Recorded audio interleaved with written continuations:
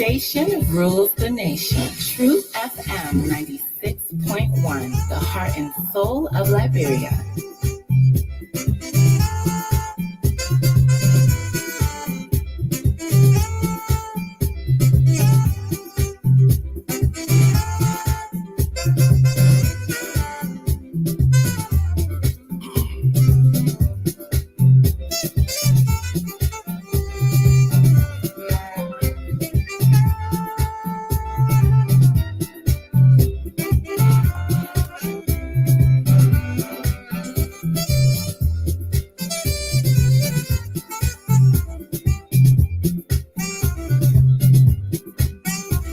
Station rules the nation. Truth FM 96.1, the heart and soul of Liberia.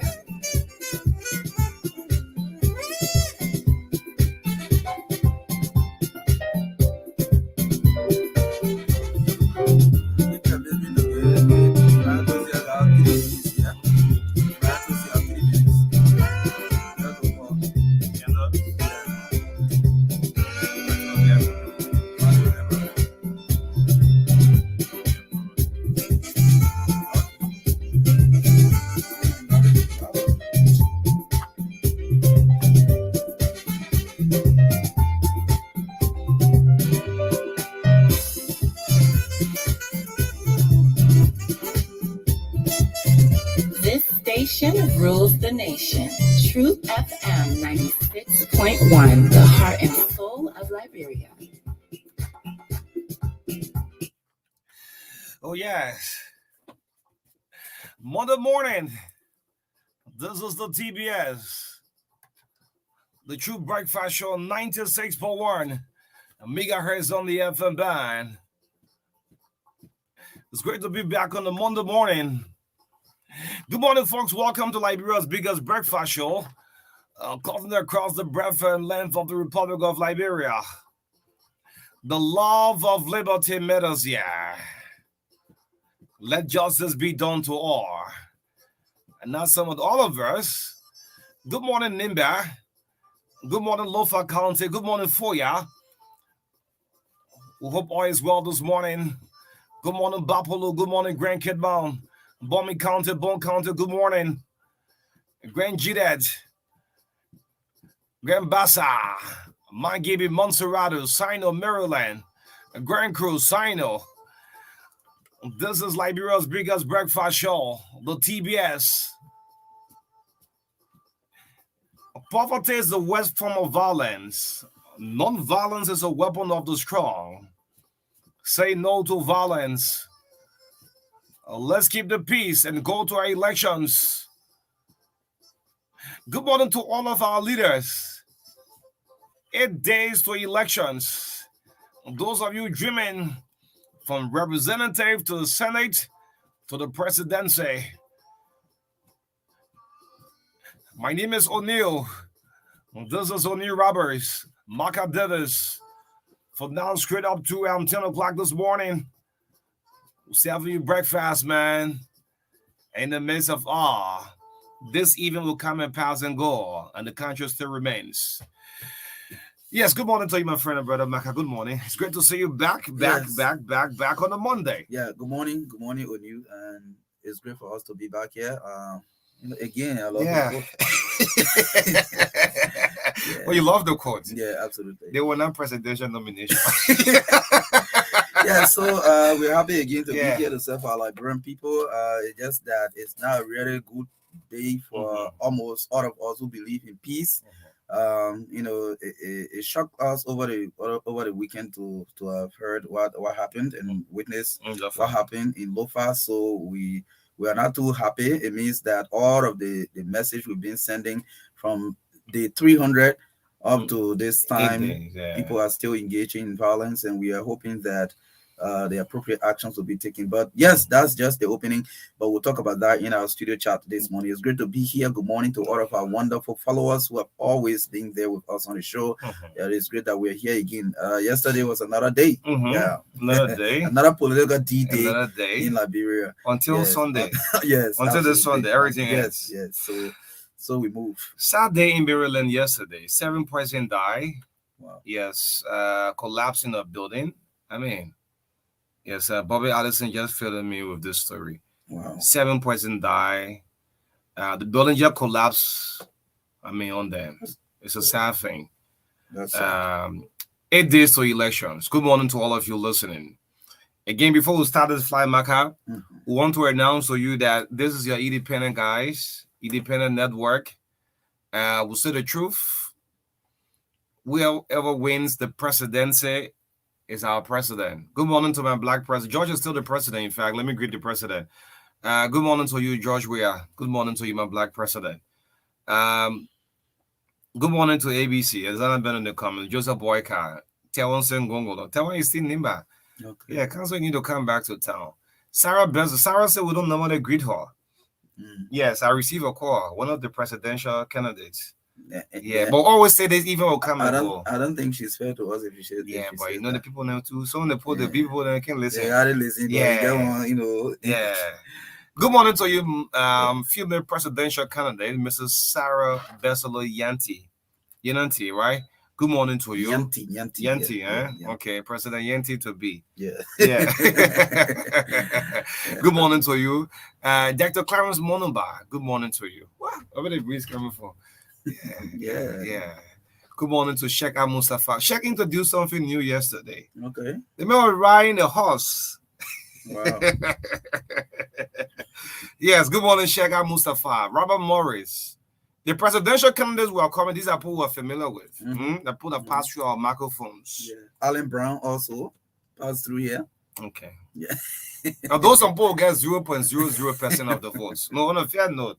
So some party, but 2029 will tell Elections Commission, the party that will have 0.00%, they will not feel any candidate with the presidency. Policy like that in the making, but I think it didn't pass. That's why it was not implemented in these elections. About people who cannot get 2% of the vote should not, run for president or be candidate, something like that. Yeah.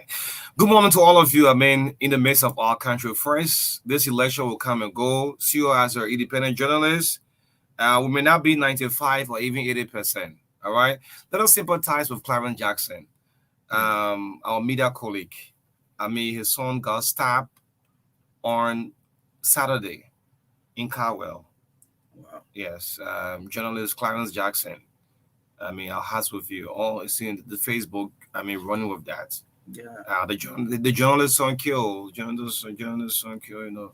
It's a sad thing. Crucial thing for our country. Yeah, Clarence. Our deepest condolences to you and the entire family. I think it's a very difficult time for you right now. But I mean, certain situations are just irreversible. We cannot reverse that incident, but it's a sad one, and we want to say take heart, be strong. I mean, these are some of the tempting times in life. Yeah. Great. So before you do the lineup, I will make a good soldier meal. I've been up since 1 a.m. this morning. You won't believe it. 1 a.m. I was at RIA in this suit. Oh wow! Good morning to the acting chief of security at the airport. Okay. You met him? I just greeting him. Okay. I said I was at the airport at 1 a.m., 2 a.m. A lot of folks saw me. Okay. They thought I was boarding a Brussels flight or Ascar this morning. They thought you were running away from the local incident. Yeah. And if people can't agree with me. Good morning to the acting chief of security at the airport. You tell the acting chief of security saying good morning to him. The chief of security is suspended. Yes, sure. So I'm greeting the acting chief of security at the RIA. You'll tell him. Anyway, let's see what we have this morning for the lineup. Yes, what we got for the lineup this morning is October 2, Monday, 2023, 8 days to election. Wow. 8 days. I mean, not easy. 8 days to elections. Like, bro, make the decision. So in our studio chat this morning, we'll do a 2 minutes health tip with Mr. David Coty. Yes. This morning. I think that is just 2 minutes. Yes, so we will do that. And we will also in our studio chat talk about the situation in Lofa, the violent situation in Lofa. We'll look at his CPP rally on yesterday. That was the the final rally for the campaign, right? Yeah, And, because they no, launched. another one is anticipated in Grand Bassam. What was one Okay, I'm in hearing? Grand Bassa. Okay, that was for For Monserrato. Monserrato. Yes, the end Yeah. for Monserrato. We'll look at that also. And coming up at 8:20 this morning, we'll have the representative candidate of District Number 4, Monserrato County, Liability, will be our guest this morning on the first segment of the show. Yes, it's great to hear from Lai this morning on the TBS. And coming out at 9 o'clock, we'll bring you sports, a bit of entertainment and commercial here as usual. Uh, 10 after 9 to 10 o'clock, we have former Senator of Malgui County, Oscar Cooper. Is an executive of the CPP. Yeah. Yes, he will be our guest also this morning on the last segment to talk more about leadership, talk about the CPP, and a lot of other analysis on the campaign and political activities in the country. Yes. So in the midst of all country first. Yes, we cannot place any politician above the country. No way. Yes, not at all. Not at all. And like I posted following the Lofa incident, I said that you the supporters cannot do more than what the politicians can even do for themselves. You understand? You can love somebody more than themselves. Yeah, you can't love me more than I love myself. You can't love Onu more than Onu loves himself. No, it's not possible. Not possible. Not so possible. Just stop this showing up stuff. Yeah. Yes. It's just you're in the midst of already, eh? Yes, in the midst country of first. Country first. Country first. Yeah. So before we bring our health tip, y'all say good morning to the acting chief of security at our. Y'all send this mail to him. He has a mail. He have a mail. Yeah. Y'all tell the acting chief of security at RIA. So I say good morning. Where the mail is coming in a positive or the negative form, I just saying good morning. Maybe tomorrow will come up. Anyway, let's pick our health tip quickly. This is a new thing we're introducing. David Ernest Cote, we have 2 minutes to give us our Monday morning health tip. Good morning to you. Good morning to you. Good morning to my brother and friend Baka, and good morning to the public. Why are you always calling me Baka? Are you getting me? Yes, great. Monday morning health tip. Let's hear you. Monday morning health tip. Thank you. Thank you for the opportunity. I'm going to be coming on a daily basis with different information concerning health and other issues. But today I want to start with what I call early detection. Now, in this country, I know that almost everybody, people don't go to the hospital until they are sick. There is something called early detection. If you don't check the hospital, my advice to all of you who are listening to me today, don't wait until you get sick before you go to the hospital. It may be too late. I'm going to give you some information in the future. Every day, you'll get to know why I'm talking this way today. So this first day, I'm only telling you to do what we call early detection. Let me give a small example. There's a disease called diabetes. Diabetes destroys almost every organ in the body. If you have diabetes and you don't know, and you keep eating rice and other starchy foods, it will make the case worse. And by the time they take it from here to India or America, it is too late. The organs are already destroyed. So my advice to you on the first day, do not wait until you get sick before you go to the hospital. This is why your people do witchcraft, or the man just got a new house, or he just graduated from college or high school, they're jealous of him, they kill him. The man was just playing checker the other day. By the time he left from him, he dropped and died. Nobody wish you or wish him. He wish himself or herself, because he or she did not check the hospital another time. Okay. So that's the problem we have in this country. I will be brief on this one today, but beginning from tomorrow, you're going to hear about what we call oral health. One of the major reasons why people have bad breath or stink mouth. Okay. I'm going to start with that tomorrow. Thank you very much, and thank you for the opportunity. Thank you. Health tip, David Cote. Beginning tomorrow, you come and do 3 minutes and 10 minutes in. They say 2 minutes. Let me let you know. 2 minutes. Abbas. Mara and Clara. Abbas.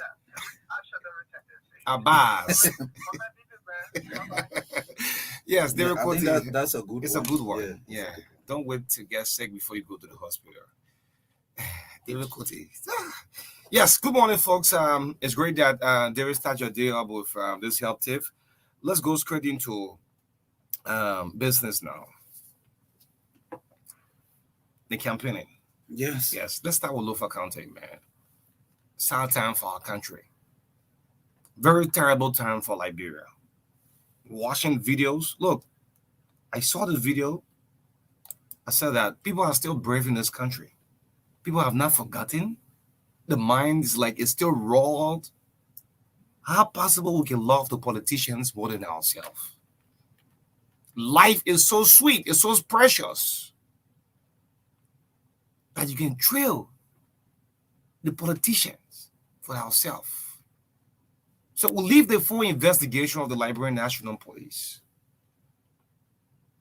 But on this medium, let's say no to violence. Look, we have problems everywhere in the world. Just watching the cable news network. Wow, I read it this morning. New York. There's a emergency alert in New York. The floods everywhere in the world have problems. If we mess the peace we're enjoying this country, no one is going to come to our aid. 250,000 people die in this country. Our leaders. That warning, the U.S. State Department, Anthony Blinken, I think you need to emphasize more on it or even increase it. Because I don't think our leaders are people listening. Because you can't control violence. No way. You'll be the boss man in the crowd who won't listen to you. The first utterance that will come up. We can't go back, man. There are people who don't have time for politics. When you bring politics to them, they will throw you away from them. But on election day, they will go and vote.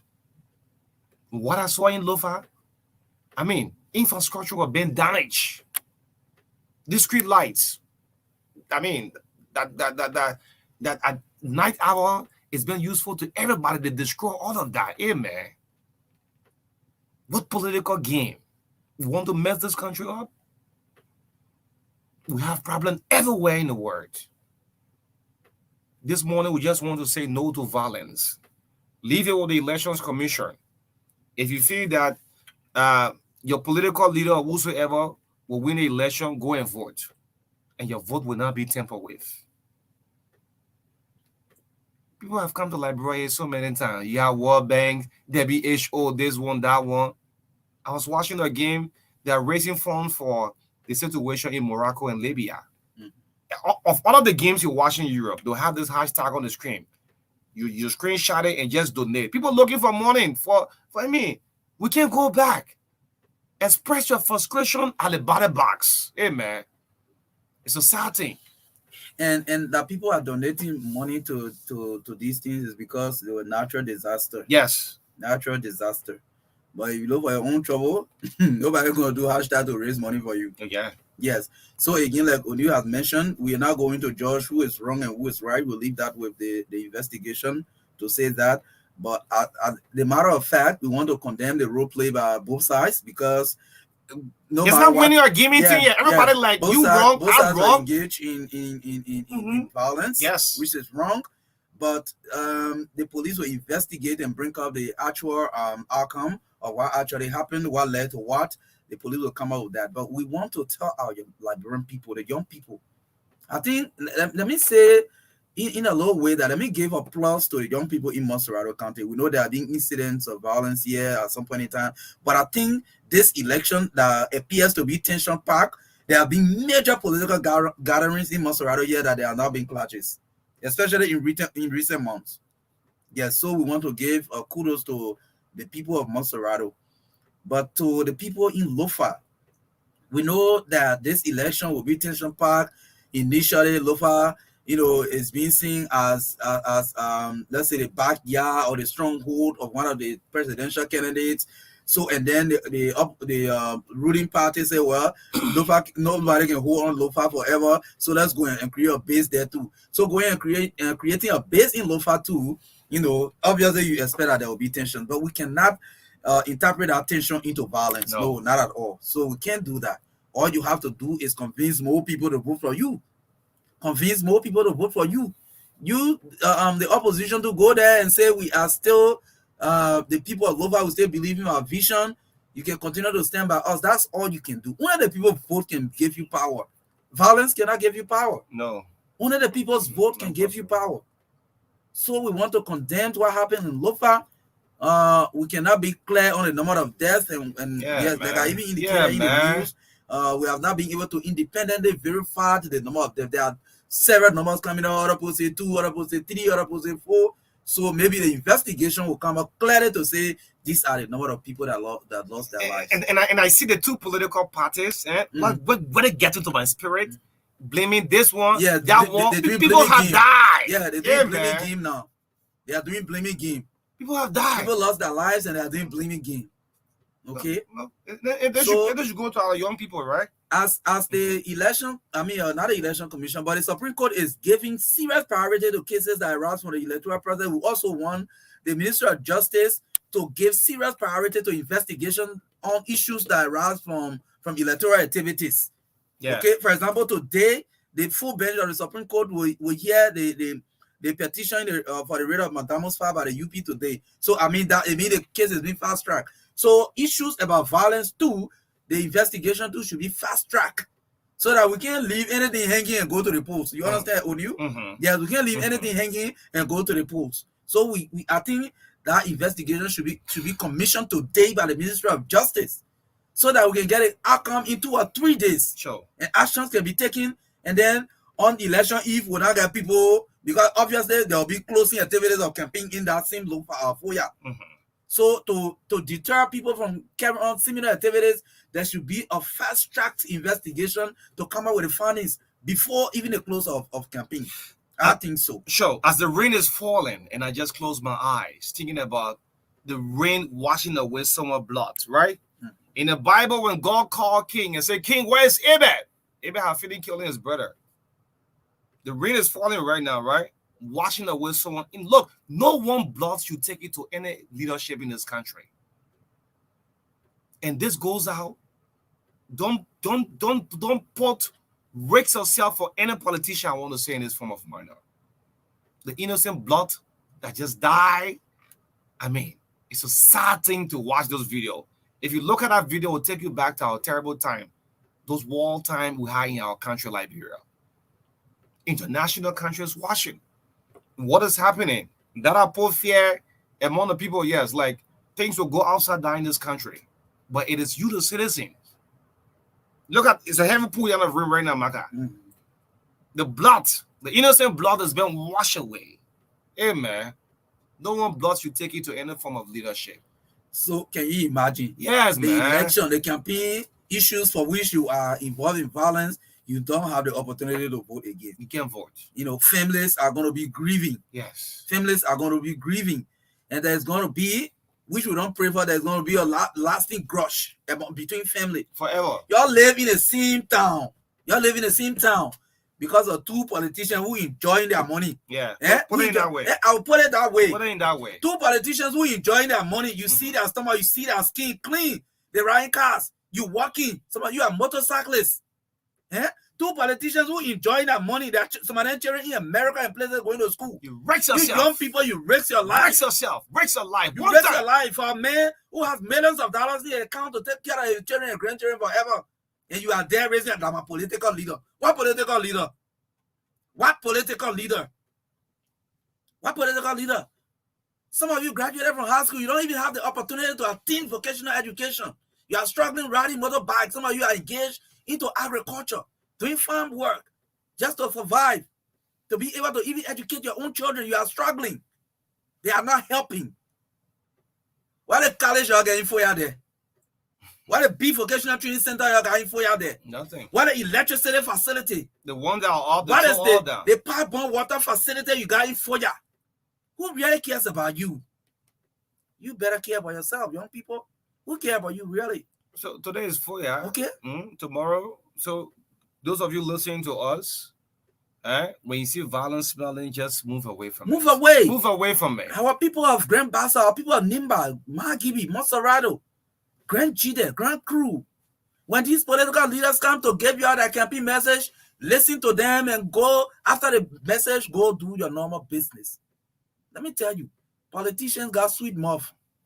All these things they're talking right after the election. Some of you right after these elections, when they are announced, you will not hear them again. You will not see them again. Even some of you right now, their vehicle winches are down. Oh yeah, they are waving to everybody in the neighborhood. They are waving to everybody in the neighborhood. Whether white, black, harati, also waving, smiling. That's not real smile. when you open the line, right? You say, I call for this office. After the election, most of you will not call for new offices. More after this election, you'll not see some of them. We don't want to put all of them in one bundle, though. Okay? So please, this election is an event. It will pass. Can you imagine? 4 years, all of you living in the same community, you're fighting each other. Yeah? And people dying, and you think it's a good thing? You say you're doing it in defense of Thomas Farah. We're doing it in defense of Joseph Boakai. What's that? What's that? Now, the election time, you're even seeing them in 4 years. Oh, yeah. After the election, they'll come back to Monrovia. Where will you see them? Don't stop it, man. And again, I mean, let's say no to violence. This is our key word. And on elections day, on October 10, we'll be announcing results. That's why I say this issue of crowd, MARKA, like I keep saying, I'm not moved about crowd. And don't want you to feel that the presidency is the personal property. In a democracy or civilized country, people have to go and vote. Exactly. No one owns the presidency. It's not your right. Until you go and make the decision. That's why when politicians go out of gathering, I can be listening for the keywords. Because you know one thing? Your supporters, your partisans alone cannot make you win the presidency. The silent voters are in a huge numbers. And some of them listening in a civilized country. Most people won't go to a gathering, but they'll listen. What the key word? What's the main vision or what's the little vision for this country for the next 4 years or the next 6 years for our country? But most people turn out. So yesterday, this brings me up to yesterday. I mean, I've been seeing the social media going back and forth. But if I recap myself, anybody who wins the presidency is my president. But from yesterday, I think Cummings took Alexander Benedict Cummings. He came up yesterday and he spoke the message. That's the key word. Bringing out the crowd is one thing. If our crowd, then some people finish winning the presidency. No need to go to the ballot box. Election over. If that was crowd business. If it was crowd business, then Dariata Brown and the Board of Commissioners for NEC, you should relax. We'll finish elections. But the deceit that will be in these elections, you will see a cent 1847. I know. We see a cent all the time. So the issue of crowd are not about movable crowd. Going to the ballot box, convincing your crowd. Look at here. Look at, for example, look at Truth FM here. About 2 dozens. We have almost 100 voting cards that got missing. So issue of crowd can move me until Liberian people go vote, and the will of the people will stand. If Liberian people say, well, George deserves for another 6 years, so be it. The Liberian people say, as there are comments, yesterday, I think you get a good message. It's good that when your leader is speaking, let you give message. If they say comments, well, so be it. Joseph Boakai, so be it. And no one should feel the presidency belongs to them.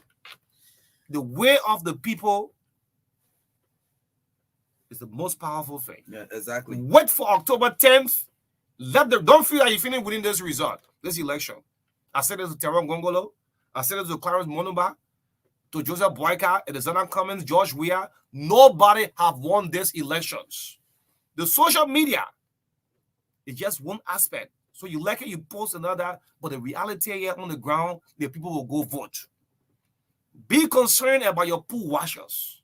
How many of you are gearing up for your pool washers? People say, well, elections commission can cheat.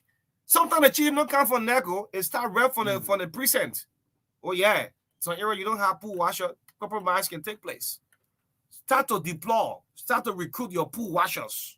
So I'm not moved about that crowd until Liberian people can go and vote. Yeah, if you like it, keep your personal feelings. Keep it. They just told us 5.2 million, right? Our total population here. And how many persons registered to vote? And then let me just say to all of the political parties. Some of you making the hit so deep. If there is a second round, there will be a second round. How will you go back to this party? It won't be possible. You supporting the man, or the man is struggling, or the lady is struggling, and you bullying back and forth, and the second round pops up, you think that person will give you that support? Nah. But in the interest of all what you're doing, that's why you see sometimes we don't go deep into your party politics. The media should be like a gatekeeper for the country. On elections day, more people listen to us. We have not come to pre-CDC politics.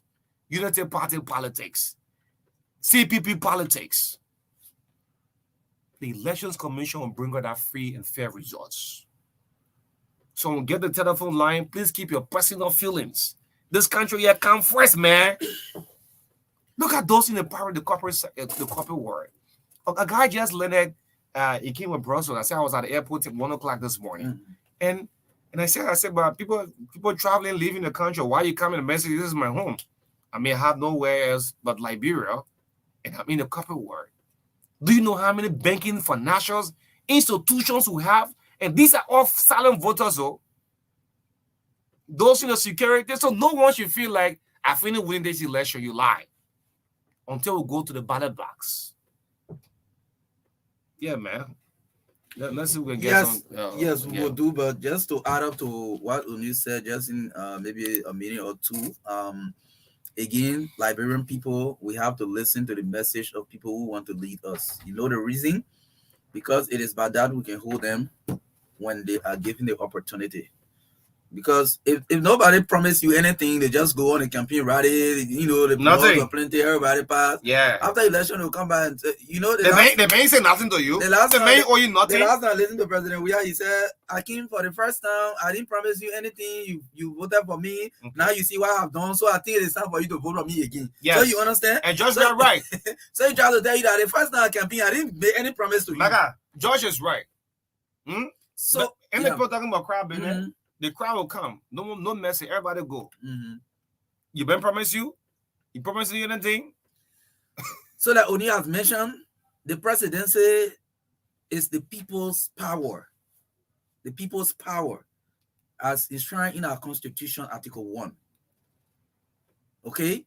So the Liberian people will give the power to who they want to give it to. Sure. It is not nobody's right to say, yes, maybe, for example, now, that'll be clear with example. For example, now, since I was vice president for 12 years, I'm time to become president. Since I'm not taking part in the cycle of politics in the country for some time. Touch everybody. Yes.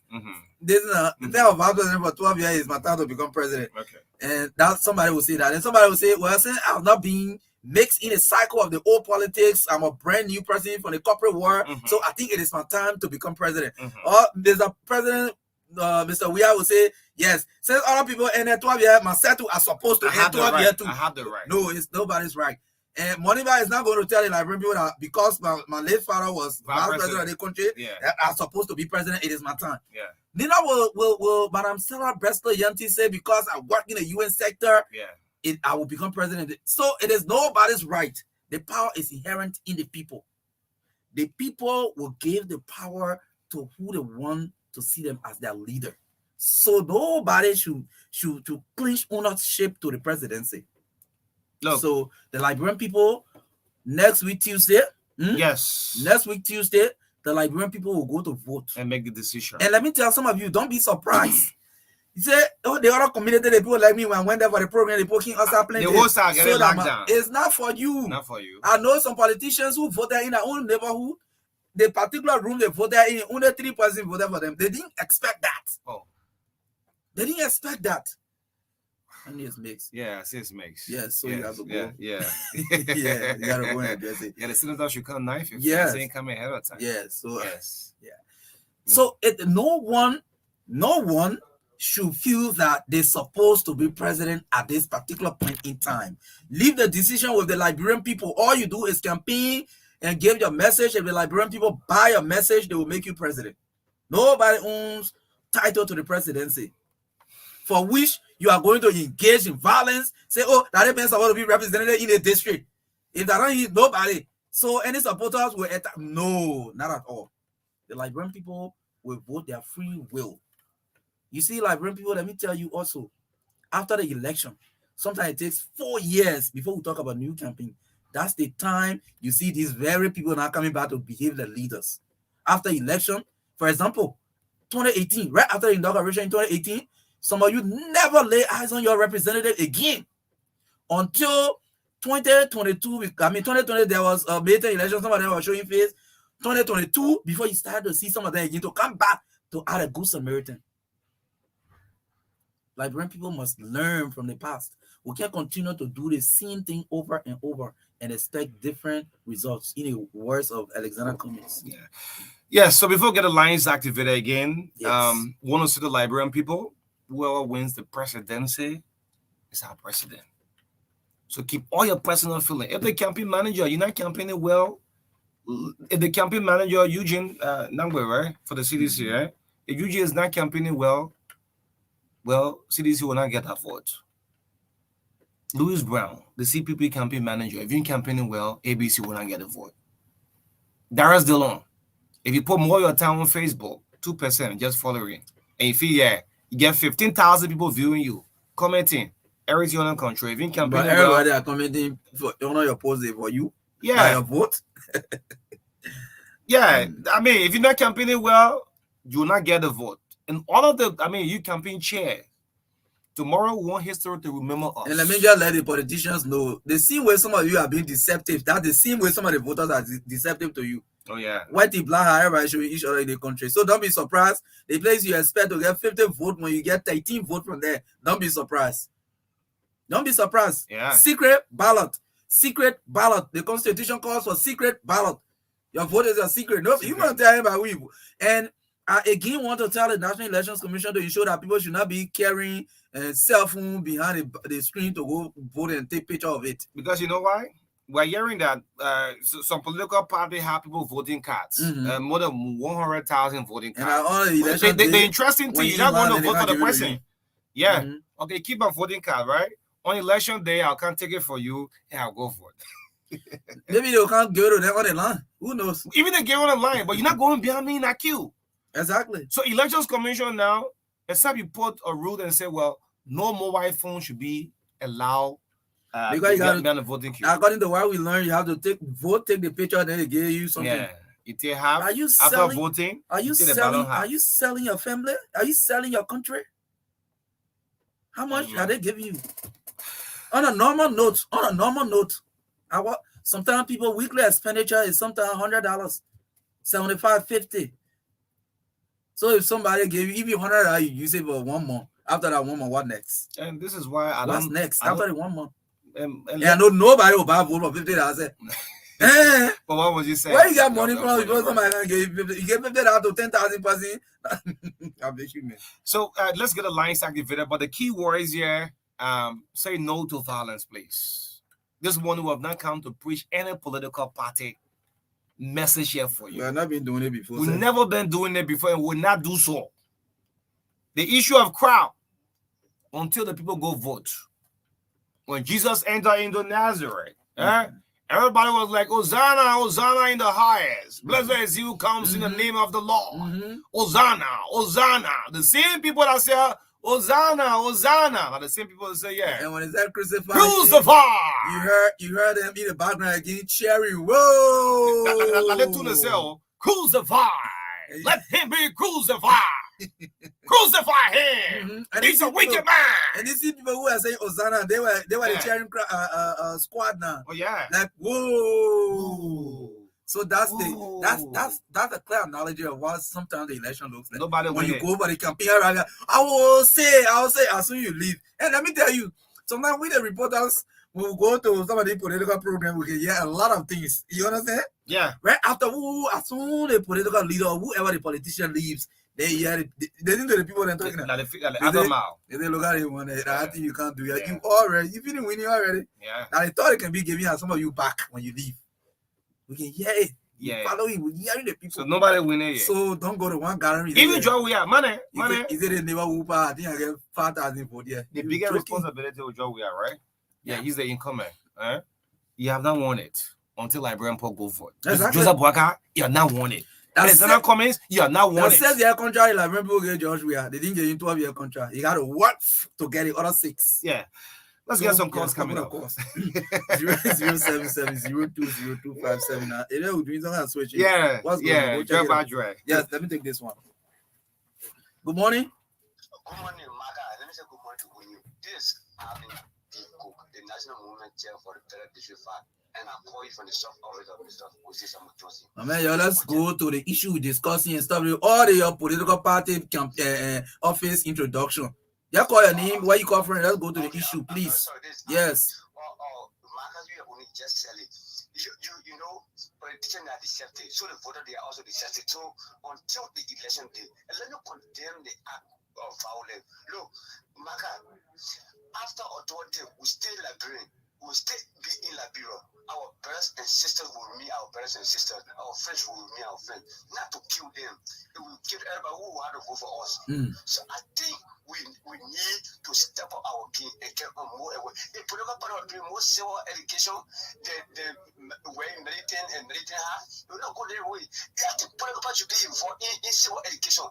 I think it will be much better than militarizing your supporters. So they don't know that one constitution, but the only thing they know, put it there, put it again, it's bad. Okay.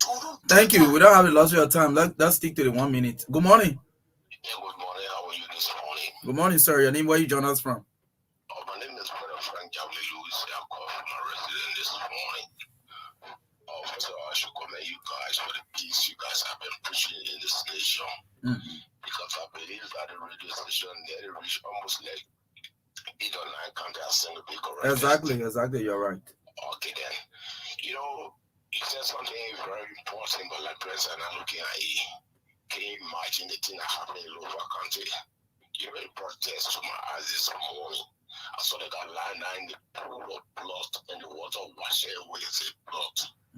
Brother, this election, we need to pray. Because the only thing that we have, like President, the only country that we have, if we destroy the country, where do we go from here? These are the questions we should be asking ourselves. You understand? So I should commend you guys, man, for the peace, man. Thank you. You guys, man, and honestly, you know, you don't check other political parties say what I feel or against, but you speak of the truth, and the truth is nothing but the truth. It's just set you guys free. God bless you and make your day today, man. Thank you so much for participating. Good morning. Good morning. Good morning, O'Neill. Good morning, sir. Thank you. This is the oracle and I call for this. Go ahead. If you thank the two of you here for the everyday awareness, at least some of these things when the National Election Commission feels to do it, I think these two need to be broadcast in the journalists who are always in the country are calling on Liberians to be peaceful in this election. So I think next need to extend their hands to you guys for the work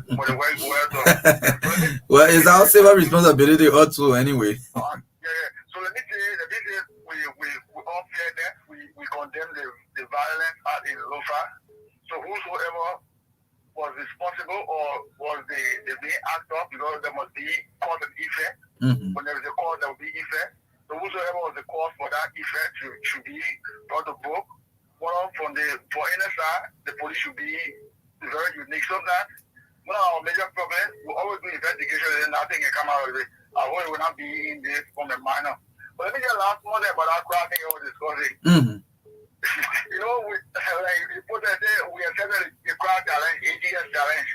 It's just that because yesterday we failed to put out the people so that we're not discussing crowd, discussing message. But because the amount of man name was CTV yesterday, it was too disgraceful. Good morning. Good morning, Marka. Good morning. Good morning to O'Neill. So this is Ojuko, Ojuko. O'Neill, let me firstly condemn the violent action in Lofa. I want to call upon all of the young people. This is our generation. This is our future. And let us stay away from violence. And we want to call on the Liberian National Police. I think by now, the Liberian National Police should update us. How many persons have been arrested and how many persons have been incarcerated now. Because it is very important, the peace of our country, and we want to appreciate the security apparatus. The AFL, we are told that the AFL are already on ground by protecting the peace. And I think this is the time that every one of us have to protect the peace. I want to appreciate O'Neill and MARKA for the peace message continuously. No one has to come to talk to us from Mali, from Togo, from Pluto. But Liberians, our very self, we can protect the peace. Like the way they murdered the young brother, look, it was disappointing in Lofa. I don't think that is the way we should go. Okay. Thank you. So let me just take the final one. Good morning. Oh. No. Your line. Okay. Let's see if we can get it correct because your line is bad. Yeah, hello? Go ahead. Okay, my name is Michael Sapenico Gawa, Senior Actor for District Number 1, Markivy County. Thank you very much for this message. I think when other media stations will be preaching these kind of messages, I think the entire message will go across. Let me join you to say it is peace that we need in these elections. No matter who wins, Liberia is the one that we need. It is a peace in Liberia that we need. Though rent price is at this level, but at least we're eating it in peace. At least when we'll be eating our food in peace, it will be good and we'll be running around. Exactly. Somebody shouldn't die because of another person being in power and their family having the best of the benefit of it. I tell you. Though I support President Weah, but trust me, I don't support President Weah in violence, and we hope that he will win this time around. Thank you. Okay, yeah, so the senator, the former senator, is a senator, is always a senator. So the former senator is here, and let me just join O'Neill right there. O'Neill, are you set? Yes, until they have to get on camera. So for radio wise, I'm okay. Okay, so just an off-air conversation. Oh, Senator. Yeah, so But actually, it's great. It's great to be here with Senator Oscar Cooper. Senator always a senator, like a soldier always a soldier. Once he off the force, but it's great. So we have Honorable Oscar Cooper live with us. It's okay. On the True Breakfast Show this morning, going to share breakfast. Sorry for the adjustment in the time. So live bills will come up at 9 p.m. So we have Honorable Oscar Cooper, my Gibby Counter, live on the first segment. Good morning.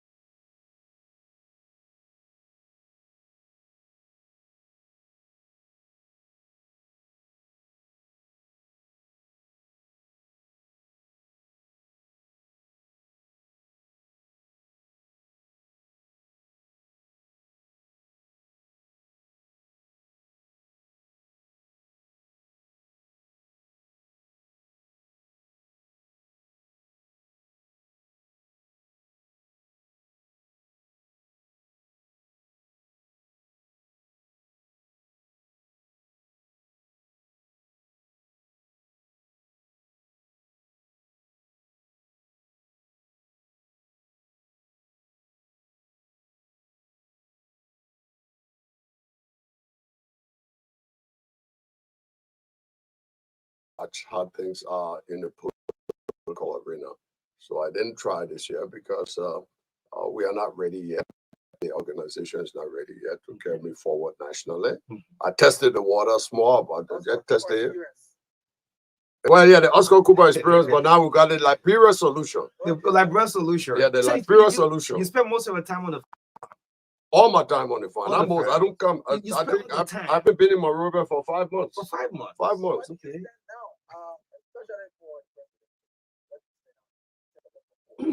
In terms of my support and endorsement, okay. I definitely on the radio station here. I'm definitely endorsing Alexander Benedict Cummings for the presidency of this October 10th. So actually, why ABC? Oh, I got plenty of whys. It's just that maybe your show is not going to be long. No, maybe just give one or two. No, yeah, okay, but why the Oscar Cooper movement gave you the support to Alexander Benedict Cummings? Because we figure he is qualified to lead this country, to get this country out of a hard time. You see, Liberians are experiencing difficult times now, economically, in their pocket. Hard time to put food on the table every day for their family. Hard time to pay the room rent or the house rent. Hard time to pay the tuition for the children to go to school. Hard time to do most things. They don't. They are not the capacity, or they don't have jobs to take care of these hard times, to be able to keep the family together. Hard time to send people to hospital. You know, some families, you get sick and they let the sickness grow so long because they don't have the money to send a family member to hospital. So some people are losing their lives just because the people don't have the money, and the sickness becomes chronic, and we lose our people like that. So because of these difficulties in Liberia, and there's many other things, the law and order in the country, the judiciary system, people getting fair practice, justice, the security forces in the country, the building up of that, the servants, the harmonization fiasco program that Minister Samuel Toya implemented. You call the harmonization.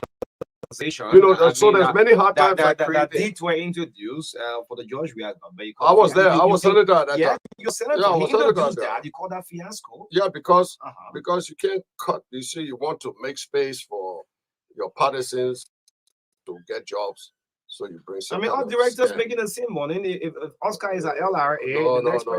You can't go cut civil servants, No, Robert, you can't go going down there and cut people's salary and talk about harmonization. That's not harmonization. Let's go back to your county a little bit. Mangibi now seems to be a political tense county. How is it there in Mangibi? What do you mean political tense? It's like everybody want to show supremacy. Well, I owns the county. I'm the godfather. I'm the godfather of Mangibi. So Oscar Cooper should wait. I'm not in the mix. You're not in the mix. I'm not in the mix. You want your friend watching so you want gossip here small. I'm not gossiping. But you give me your support to ABC. I gave my support to Benedict Cummings. You should have some numbers to bring on his team to make him president. So that's what I'm asking. Well, my numbers are there, my people. Look, before I continue this conversation, let me give a shout out to the people of Mangibi. I want to appreciate my people of Mangibi for giving me the 9 years, the opportunity to serve them for 9 years. I will always be grateful. I will always love my people of Mangibi. And I want to tell them thank you in this public arena for giving me the opportunity to serve them. Now, talking about what's going on in Mangibi and all that one there, it's Mangibi. You see, the job of representative and senator is the people's job. It's not my job. My job is my farm. Your farm? Yeah, my farm. Nobody can displace me from my farm. But I go to serve the people. And when the people say, well, we're tired, we want you to, sit down and let somebody else serve. But I don't believe in this whole thing called father and rooster and all that kind of thing. And, that's just play, each person trying to show their bigotry over the county. The people of Mangibi are free to elect, and when they elect you, they're not your power farm. You go there humble. Any of the senatorial candidates have come up to you? Well, Senator, you've been in the House before. Well, I need your blessing. I need your support in the county of all of the candidates that are contesting. Well, if I don't see you fit, I'm not going to give you my blessing. Really? This is why I'm here. Look, my main purpose here is to give my support to Alexander Cummings. I'm not here to talk. You still have that number? I want to know. Giving support is just one thing. Election is numbers. You like it or not? Okay. Do you have that number, Oscar Cooper? Do you still have that number? Well, I sure know that people, not just in Mangibi, people in this country know me. I've been home since 1981, and I've functioned in this country well. And I think people in Monserrato, I got people who are followers in Monserrato. I got people who are followers in Mangibi, in Bong, in different places. And those things add up, So, I believe my endorsement can go a far way for Alexander Bennett. I believe so. Okay. So I'm not, I might not be a sitting senator right now, but I believe there's a lot of people in this country believe on my stance and my position when I was in the Senate and how I've treated people over the time. So I believe I got some numbers behind me that I can contribute. Oh yes. I mean, how you want to overlook me so? No, not overlook you. But I asked you the question. I said, what do people go to you like senatorial candidates in the county? It's no secret. You have a couple of names in that county. Maybe what name you got? Okay. You have names in that county. What talking okay. You have Clarice Ja. You have Nathaniel McGill. Yeah. What was this? Reverend Imawe Giddens. Yeah. Fandela Patrick. A few others have to come up to you and say, well, we need say ABC can come up to you to county-wise on the county level. We need your blessing. Well, you laugh about that. No, well, I'm sitting down there and McGill hasn't come to me. I think he knows why. Gibbons hasn't come to me. He knows why. Okay. I've met Clarice a couple of times. Okay. I was in the Senate with Clarice. Okay. I haven't endorsed any senator or representative up to this time as we talk. Wow. That's great. Let's go. Yes, this issue of non-violence. I mean, it's a very scary thing for our country. Now, like I was saying, this is one of my colleagues. We have problems everywhere in the world. Can you take 2 minutes of your time to just say no to any form of violence as we go to elections? Well, look, we have come into a democratic dispensation. And Liberians, we, before that, we have come from a conflict. And we should know, even the young children now, since President Taylor left 2003. So the young children, most of the young people in their 20s, they don't know what violence carried Liberia in a disastrous way. But they should be taught that we don't want to go back to that. And we should not be traumatized. We not be, you got your candidate. Mm-hmm. I got my candidate. We all must respect the choices of our friends and neighbors and tribal men. We got to respect that as Liberians. And we shouldn't, you put your argument forward for your candidate. Mm-hmm. And if there's a confrontation or people don't like it, you withdraw yourself from that situation to avoid violence or physical confrontation. And we hope our people, and we are sorry for those that died in Lofa. It shouldn't be like that. And the Farmington Declaration was signed, and everybody, and when you want to get people to follow you, and you got your followers, you must be responsible enough to tell your followers how to behave in a campaign. Because getting out of control, and you cannot control people, and you cannot give them that appearance that you will not tolerate violence in your campaign. You got to be an example as a leader. And so your followers know how far to go and how far not to go. So sometimes the leaders of these aspirants they must check themselves and be able, and this noise I hear in Liberia now. I hear UP they win on first round and they got the team already. Then you hear CDC say 1 round blue, and then you hear the clashes. So if you see some of the clashes right here, it's just between UP and So CDC. 12 years and 6 years. You see it. So you see the person who been there 12 years fighting to get back again. You got to go get what they didn't get before.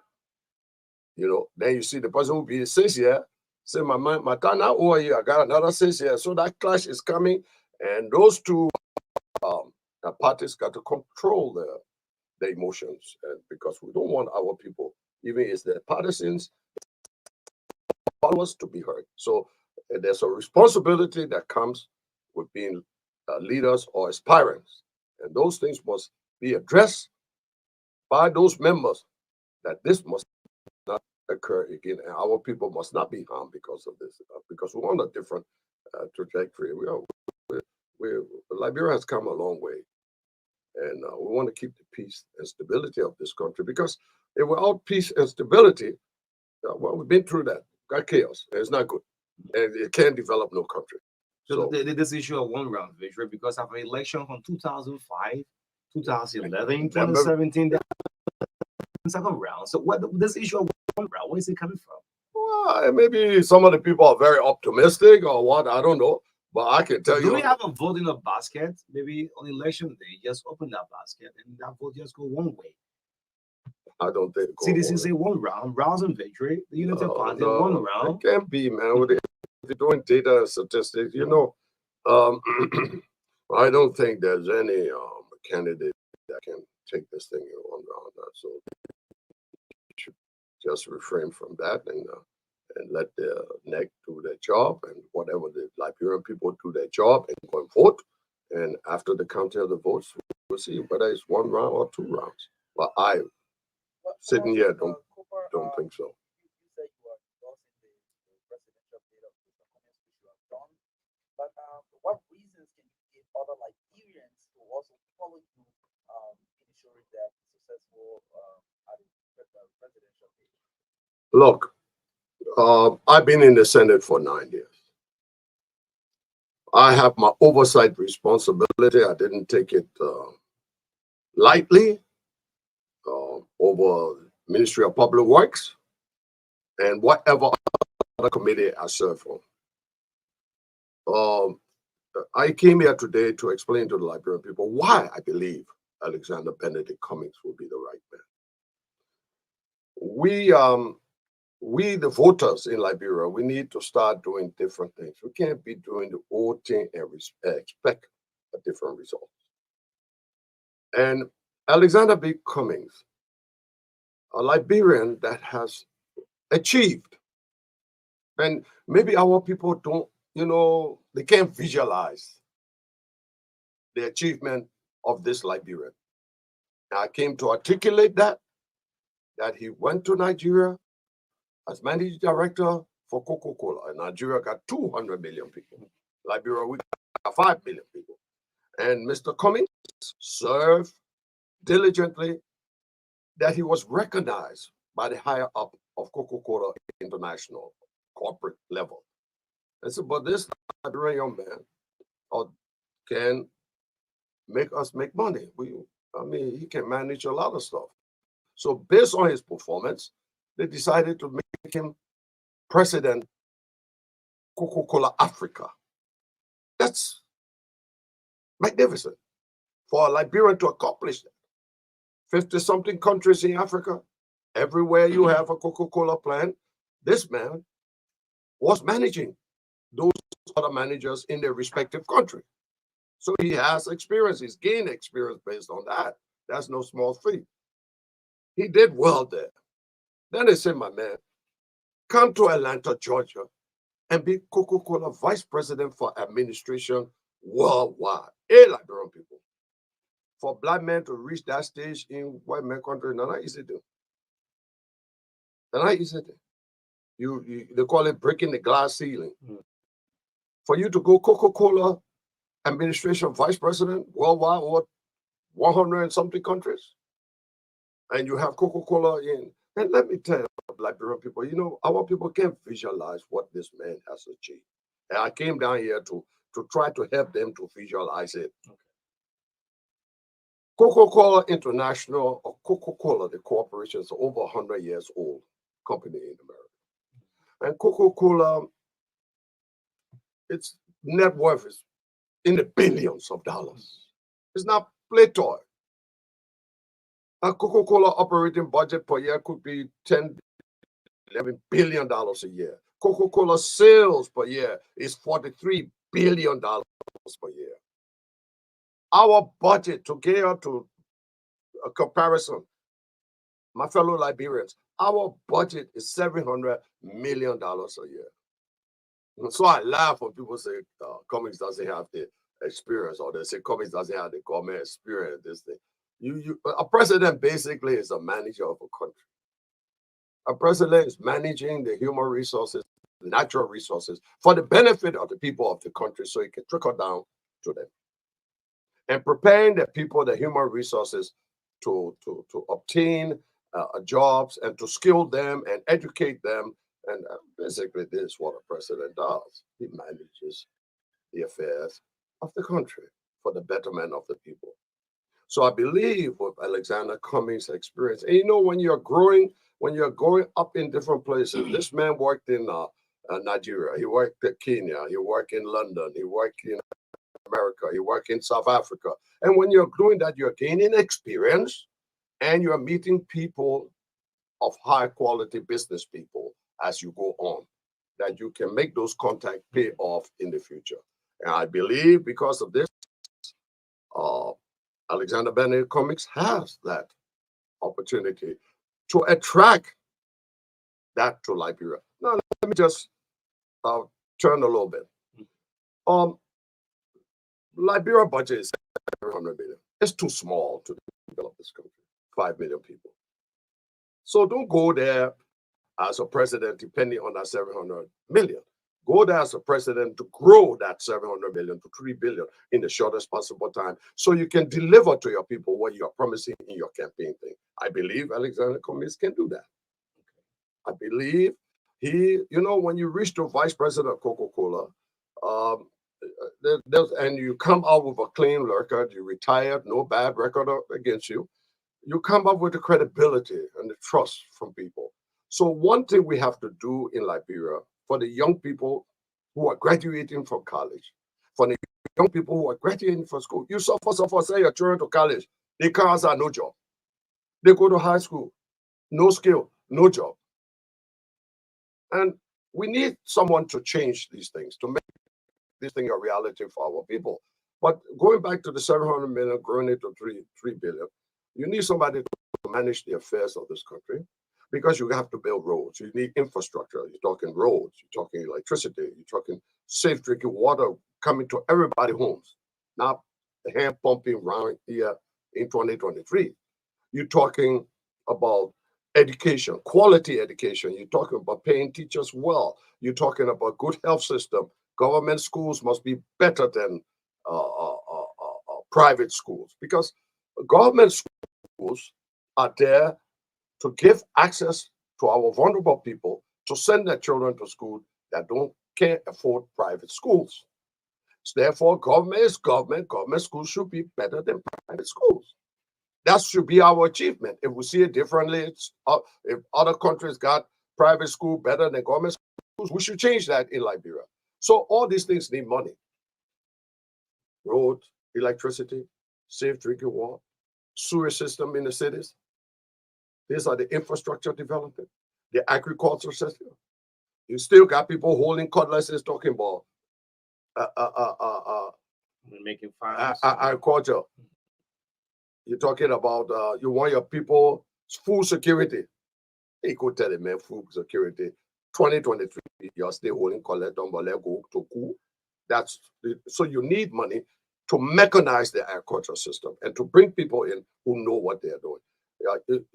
So you need a president who can attract investment. And then you need to attract investment in two ways. The foreign direct investors, they got to come in. But when they want to, if you want them to come in, they got to be sure your justice system is correct to protect their investment. One. Number two, they got to make sure you got skilled workers.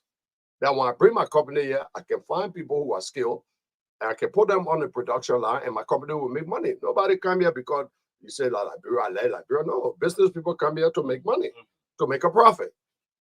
And in making a profit, the government can get taxes, grow the revenue envelope, and build this $700 billion. So we need a president that can attract these things, my people. We shouldn't get emotional and sentimental on the president business. So sometimes when people come with these kind of vision and when they're given opportunity and then they are cycled, this is something like Durant has said over the time. Well, this man is good, but the people he's working with, they are the one.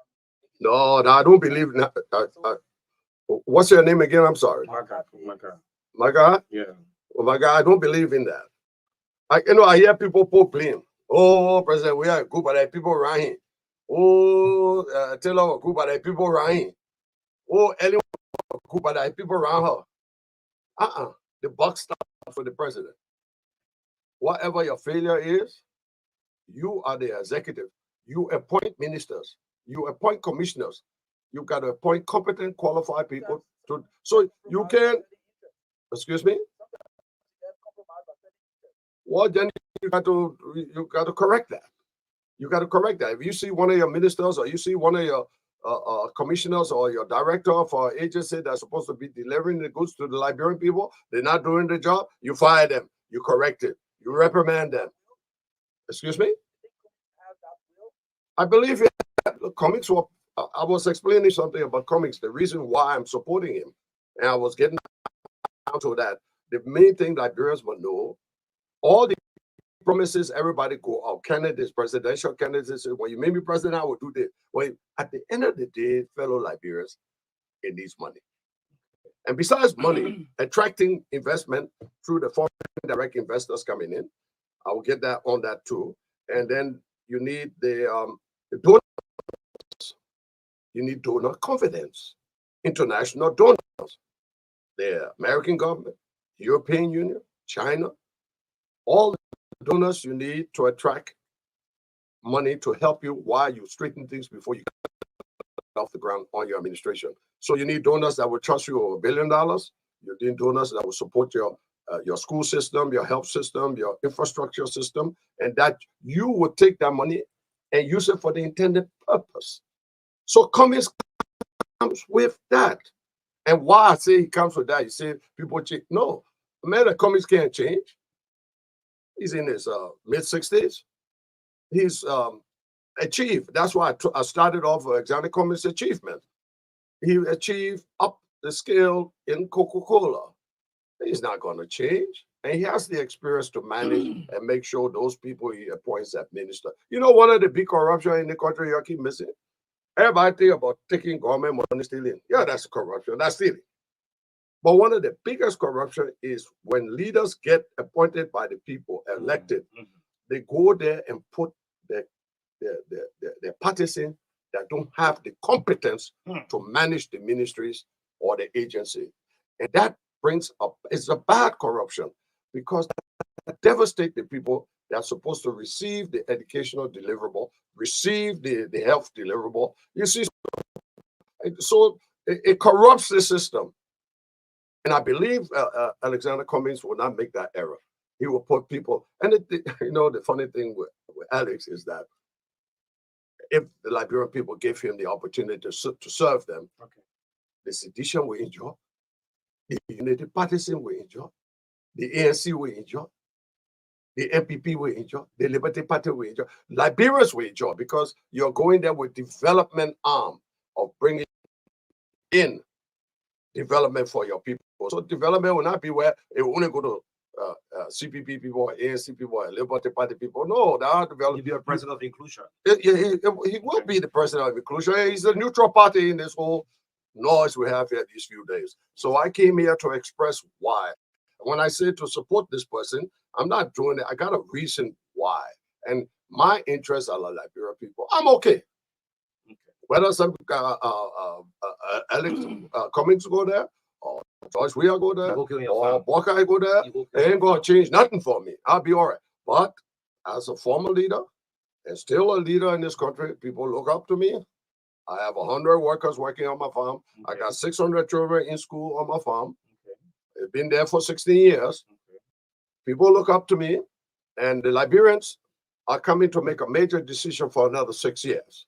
It would be wrong for me to sit down, and I know I can see and know what is best, and just keep quiet or keep mute. That's why I'm out for the last week of the campaign to endorse Alexander Cummings because of what he will bring to the development of all. How to review all of the presidential candidates. You say ABC is the best. Yeah. Oh man, he said I retain 81 PRC time. People Redemption Council, because many young people who's listening to this program don't know that. I was here. I went through that saga. Two of them ran. In 85, he became president of this country, and I've been here in the saga. But so I'm looking back and saying, look, Liberia needs a breather. All right. And fellow Liberians, they got a lot of undecided voters out there. Yes, I mean, up to now. Yes. Up to now. The silent voters, or independent voters. They are not part of no political party.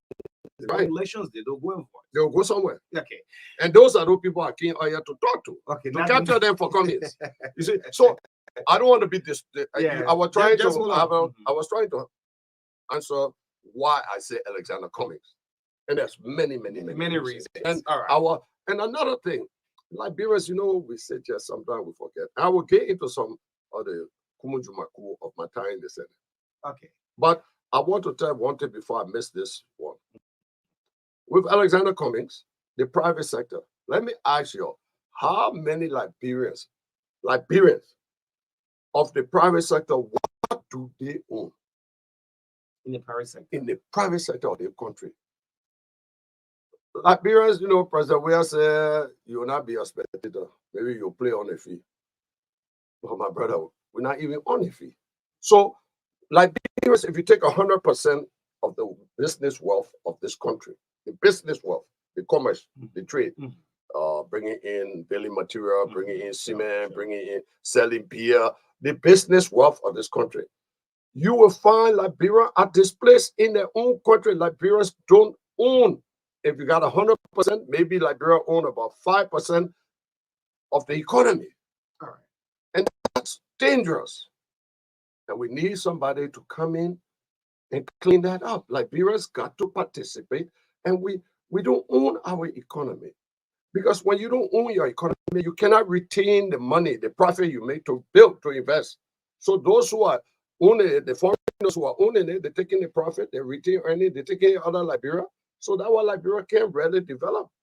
But if America, you see American owned, so they're building and they're reinvesting, they're taking that profit, reinvesting. The only Liberians who got money in the place are people working for government, the representatives, the senators, the presidents, the ministers. That's wrong. And this is what Cummings can bring to the table. And I believe he will bring that to the table. That Liberians own what they are part of the world. They participate in the economy. We can't be displaced in our country and think that we can build this country. That's what I think Cummings can bring to the table too. Great. The voice of Honorable Oscar Cooper, live of course on the True Breakfast Show this morning, 6 minutes up till 9 o'clock. Let's get the lines activated. And from the public, let me just say one more thing before you. Yeah.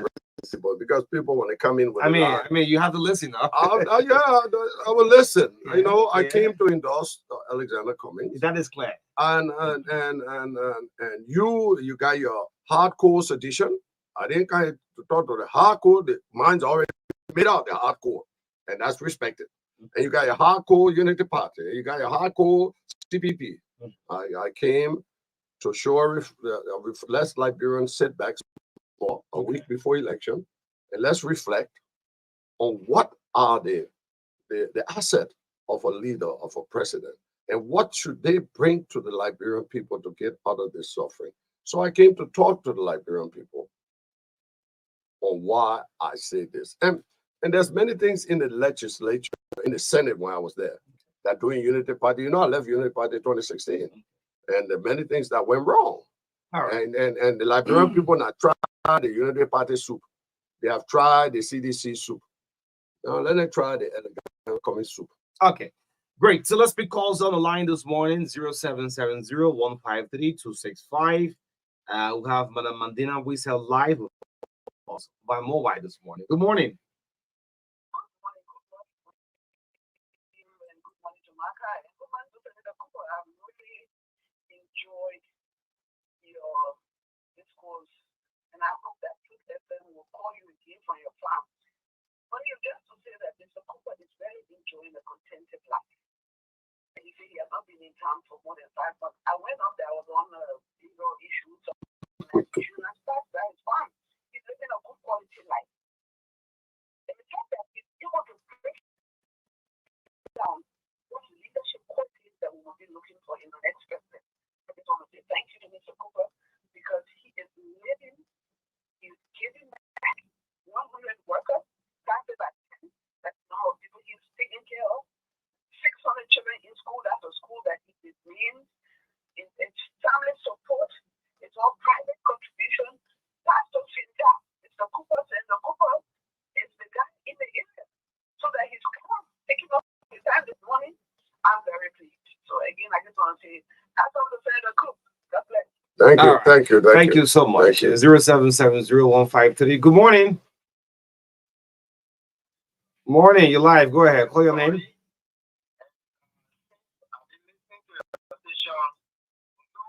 has ever talked about the private sector situation we have in this country. Only your guests today.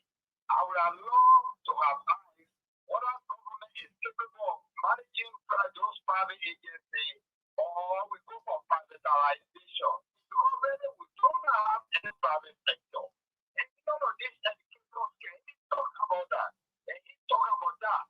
And with the private sector is the engine of the economy. Exactly. We don't have that. Lebanese poor people are taking over the country. So I just want to commend him for raising the issue of private sector. There's no private sector in Liberia. We are moving on. And thank you for the day. All right. Let me. I want to tell you because he brought something to my attention. I must. Give me a chance. He's very right. You see, you say why Alexander Cummings? Because the government can only hire 100 and some thousand people. They got a limitation because the government pays about 30-something million per month to different expenses, and the government has a limitation. So all those who think they're running, when they get there, they'll get a job, or they'll get a partisan job. It's a fallacy. We need to put about 1-point-something million people to job. Government only hire 100 and something civil servants, 100,000, civil servants. With the coming of Cummings there, Liberians, fellow Liberians, with the coming of Cummings there is to build this private sector to enable our people to have jobs. Our young children coming from college, our young people coming out of high school, they must have access to the opportunity to an enabling environment to obtain work. This is what I feel Alexander Cummings can bring to the table because he's coming from the private sector. And he will be able to coerce, he will be able to persuade the fellow private business people to come to Liberia. And they talk the talk and they walk that talk. But the main important things for Liberians is job creation. Nobody won't beg nobody for something. I got a job. I ain't got to beg nobody. I'll take care of my family. And Liberians need to take care of their family. And they must have a salary that can meet the living standard that the man can feed. He can pay rent. He can send his children to school. He can go, and if family is sick, they can send them to hospital. So that level, that income is supposed to be high. Even for the civil servants, it's so low. And even for people who are working, by the time you take pay by the 10th of the month, the money finished. It can't carry you through the 30 days. So we need a president, my fellow Liberians, to come in and look at these things and make it correct for Liberia. It's not about how many people I can put on Anthony Thomas Stadium. It's not about that. Fellow Liberians, it's about attracting wealth to Liberia, managing that wealth. And that's one good quality of Alexander Cummings. He's going to hold everybody accountable. He's going to be transparent. And he's going to run a good governance. Because he did it for Coca-Cola. International, you see, when Liberian people think about Coca-Cola, they think about the play right here, tobacco. They're not Coca-Cola that I'm talking about. They're not the Coca-Cola I'm talking about. That's the international Coca-Cola. And we need someone to build the private sector, my man, because our people catching too much hard time. Everybody's selling. Okay. Everybody's selling. Why? Because they got to sell to bring that little food home in the nightly profit, to put pot on the table in the night. Everybody, John. You know they got something to call John. You know what I call John? Yeah, John is that when we go to the cold storage, 3 of your friends John to buy one cartoon. How you know that? I mean, you on your But farm. I know on your farm. my you man, don't know what's happening. In the my man, I sit down to Vata every day in Kakata, drinking my beer and listening to my people. They can tell me the story. I know the story. They got John rice. You know John rice? 1, 2, 3, I will buy the bag. 25 kg bag. Have it. Then you take your share. I take my share. You take your share. We'll go sell it. And that's how people make their daily bread every morning. Liberians shouldn't go through that. We need jobs. This thing must be serious, Liberians. Look, Liberians picking a leader. That's what I'm down here for, Robert. I'm down here to conscientize our people that this 6 years we are picking somebody in 1 week. We need them to lift the hard time, the burden. We need them to create jobs. We need them to skill our people. Our young people coming out of high school with very little skill. So if you want to hire the person and ain't got the skill, then you're depriving that young man. So we need to restructure a lot of things in our country, and we need good management. I believe Alexander B. Cummings will provide that management. And this is why I'm endorsing it. All right, great. So we run out of time, so you can close up in 3 minutes. Well, I want to thank you, your listening audience. I've been in 2 parties. Hey, by the way, what do you grow on the farm? Oh, I got rubber. A rubber. Yeah, one of the The son of the rubber. The what? We talked rubber before. Yeah. Rubber tapper. I got rubber. I got tappers. But you know the prices, the economy is killing us now. The world economy got about 50% price, but we're there. We're still there. We'll give opportunity to 100 people to get jobs. I've been having the school open for 16 years with 600 kids that we finally got from ABC. We got 8 students now that's supposed to be graduating this year from 12th grade. Then they started with us from ABC. Okay. We are trying to introduce small tuition now, so people can't be dependent too much, because if anything happens to me, they got to take the community got to take care of the school. So we're trying to get them to be a little dependent, but it's great. We believe that education will set this quality education now, not just any education. You say you've been 2 parties before? Oh yeah, I've been 2 parties. I've been National Patriotic Party, but I left there in 2005, and I was in Unity Party. I left there in 2016. Oh, but and do you know I'm the only man that resigned from a lucrative committee of the Senate in history? I was on the Ways and Means committee in the Senate, 2012. 2012. I didn't like the going on. I resigned as co-chair to Senator Guppy, and Senator Gay was the other co-chair. One was expenditure co-chair, and the other one was revenue. And I resigned from my post within 3 months. I resigned. Wow. Sent my letter to Boys of God Phillips, what I want to tell Liberians, if I got the time, yes. I hear all these phrases: rescue this, rescue that, rescue that. Many Liberians don't know the going on of government. Most of our people don't understand it. It's not their fault. It's the fault of the leaders not giving civics and education to our people and preparing them to know how to vote. I hear the people in the party talking about rescue. I laugh because I was in the Senate. When the same thing came up for the civil servants, for Hamadization, you had 8 senators who were Unity Party senators. You had 20 representatives who were Unity Party representatives. I believe the then representative, who is a senator now, Senator Prince-Moore, was deputy speaker to Buffer Chambers in the beginning of George Weah's government. And they voted. Liberians must be reminded that the Unity Party voted on the line of CDC policy agenda in the legislature. Why did they rescue the people then? They could have stood the Kabila Jani fiasco they had at Tombo. They impeached the Associate Justice, and then they tried the Associate Justice. But look where Unity Party stood. And that time, former Vice President Joseph Yuma Bokai was the standard bearer of Unity Party. And he gave his support against unlawful impeachment, but he couldn't control his representatives and senators. I was there. If Unity Party wanted to rescue, they could have rescued that time. Why is it that only Yaka Koluba that endorsed Maker? You know, if you recall, there was Lawrence who died, Representative Lawrence who died, unfortunately, in the car accident on Rouse Street Road. Adolf. Adolf and about 14 other people came up with a red hat independent, I don't know how to call it, sir. Independent legislative caucus. Why? Because they felt that the Unity Party and other people were not doing their job. So they were about 14 in that group. Eventually, they broke down. But then only Yaka stood. Yeah, I'm going to give a send out to those the people of district. You send a good representative there. Of course, he part of the language, you know, you got to deal with it, but he stands for something. But he was only one.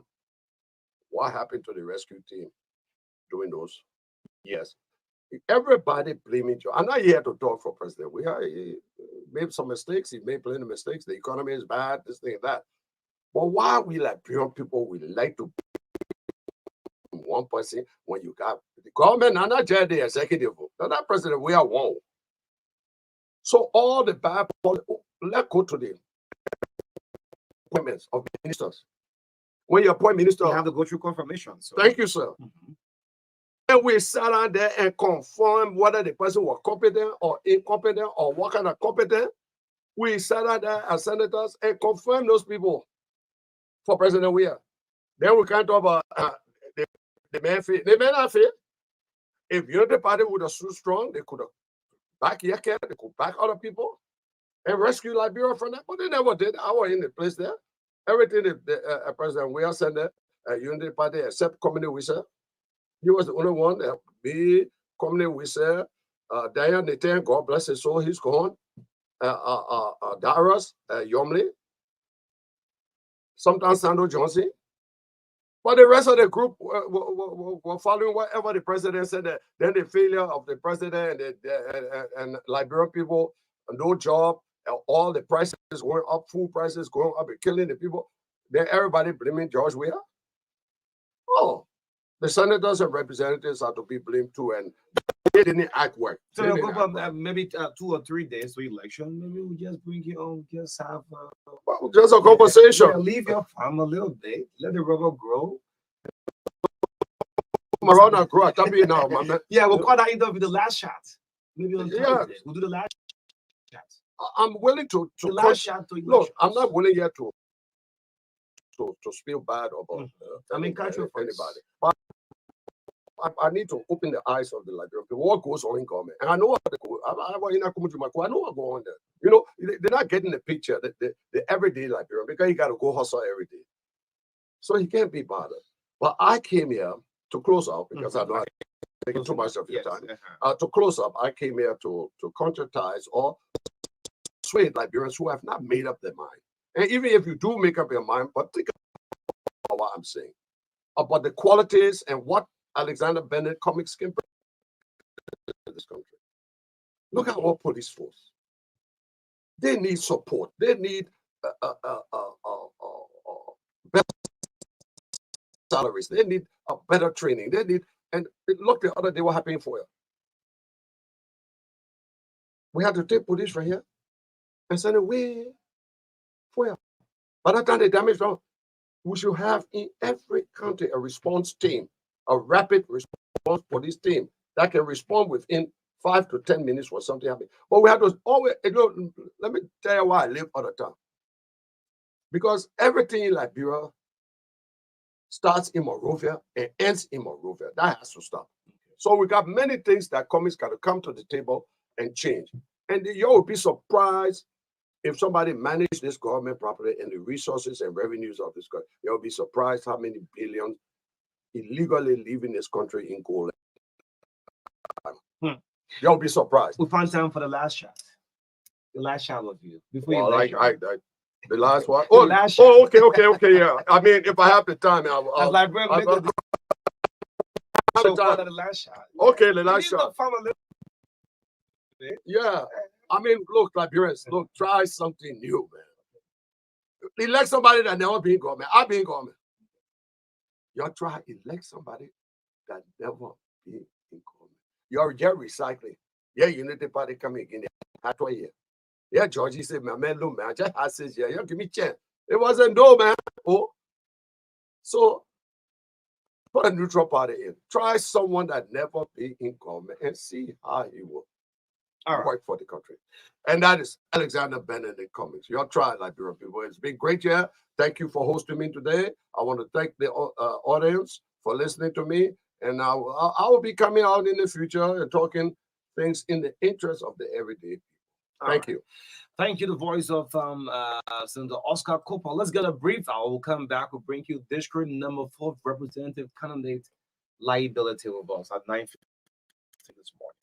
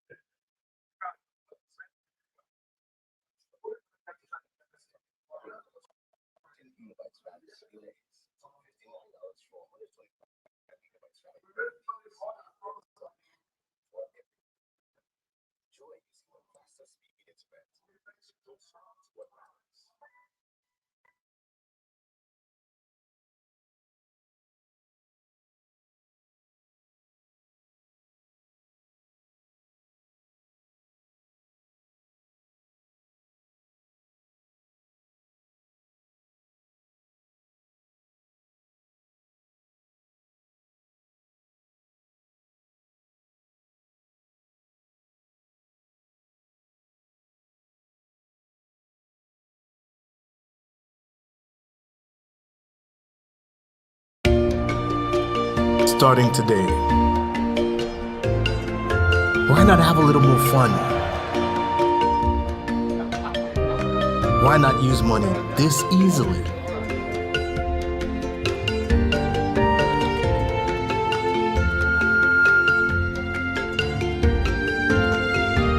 Why not get even closer to family? Why not work how you've always wanted?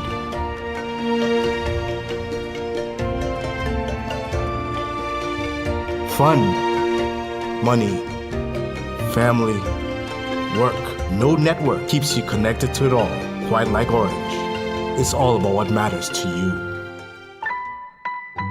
Orange. Starting today, why not have a little more fun? Why not use money this easily?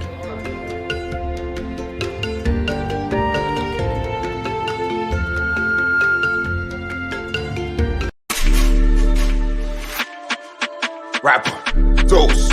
Hey. When I said lie, you said be. Lie, be, lie, be. District 4, who got a key? Lie, be, lie, be. Yeah. Ooh, MD. I'm talking about leader that lie. Yo. Leader that lie. We talking about leader that lie. I've never been knowing, I swear I'm lying. We talking about leader that lie. Yo. Begin that lie. We talking about leader that lie. The pen and the paper, he eat it at Gary. We talking about leader that lie. Retire with quick, we are married.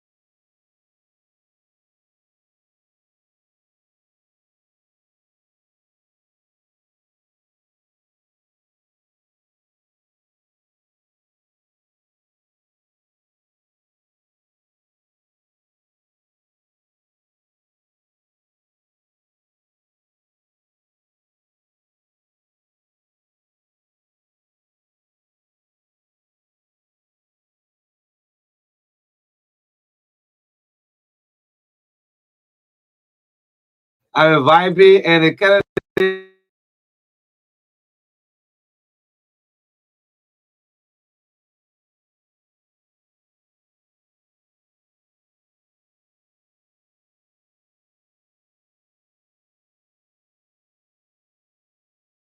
was in Amsterdam.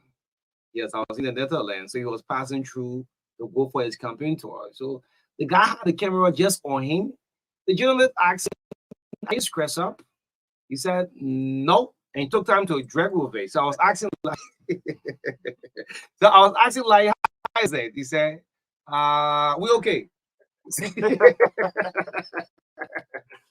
Yes, I just good morning to you, like how you doing this morning? I'm doing well. I'm doing extremely well. Happy to be alive. Happy to be strong this morning. Especially after yesterday, but I'm happy to be here. Yes, it's no secret that liability is a candidate recognized by the National Elections Commission.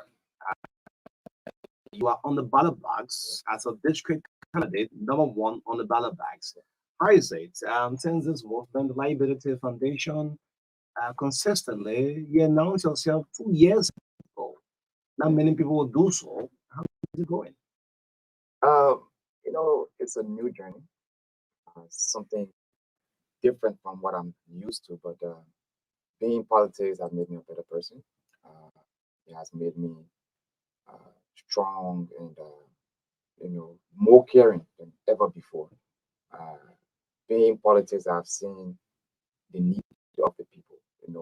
Um, all of us, we are all individuals that are doing our own thing. But when you get into politics, you start to really do the work that you're supposed to do as a politician or a candidate or even whatever seat that you're trying to get. You get to the people, you get to hear their stories, and you get to know who they are. You get to know society, outside of the box. So it has been very much, it has been a journey that I can never forget. Okay. Yeah, You so saw this come all along. I remember a couple of years ago, you came back from the US. You were yeah. basically focused on entertainment. And now, liability is a household name, not just in this but I mean the country as a Yeah, I always tell the younger ones, the change you want to see, you have to be that change. Don't always be the one to complain about something. So when I got into entertainment, I heard so many people talking about how, degrading our music were at that time. whole.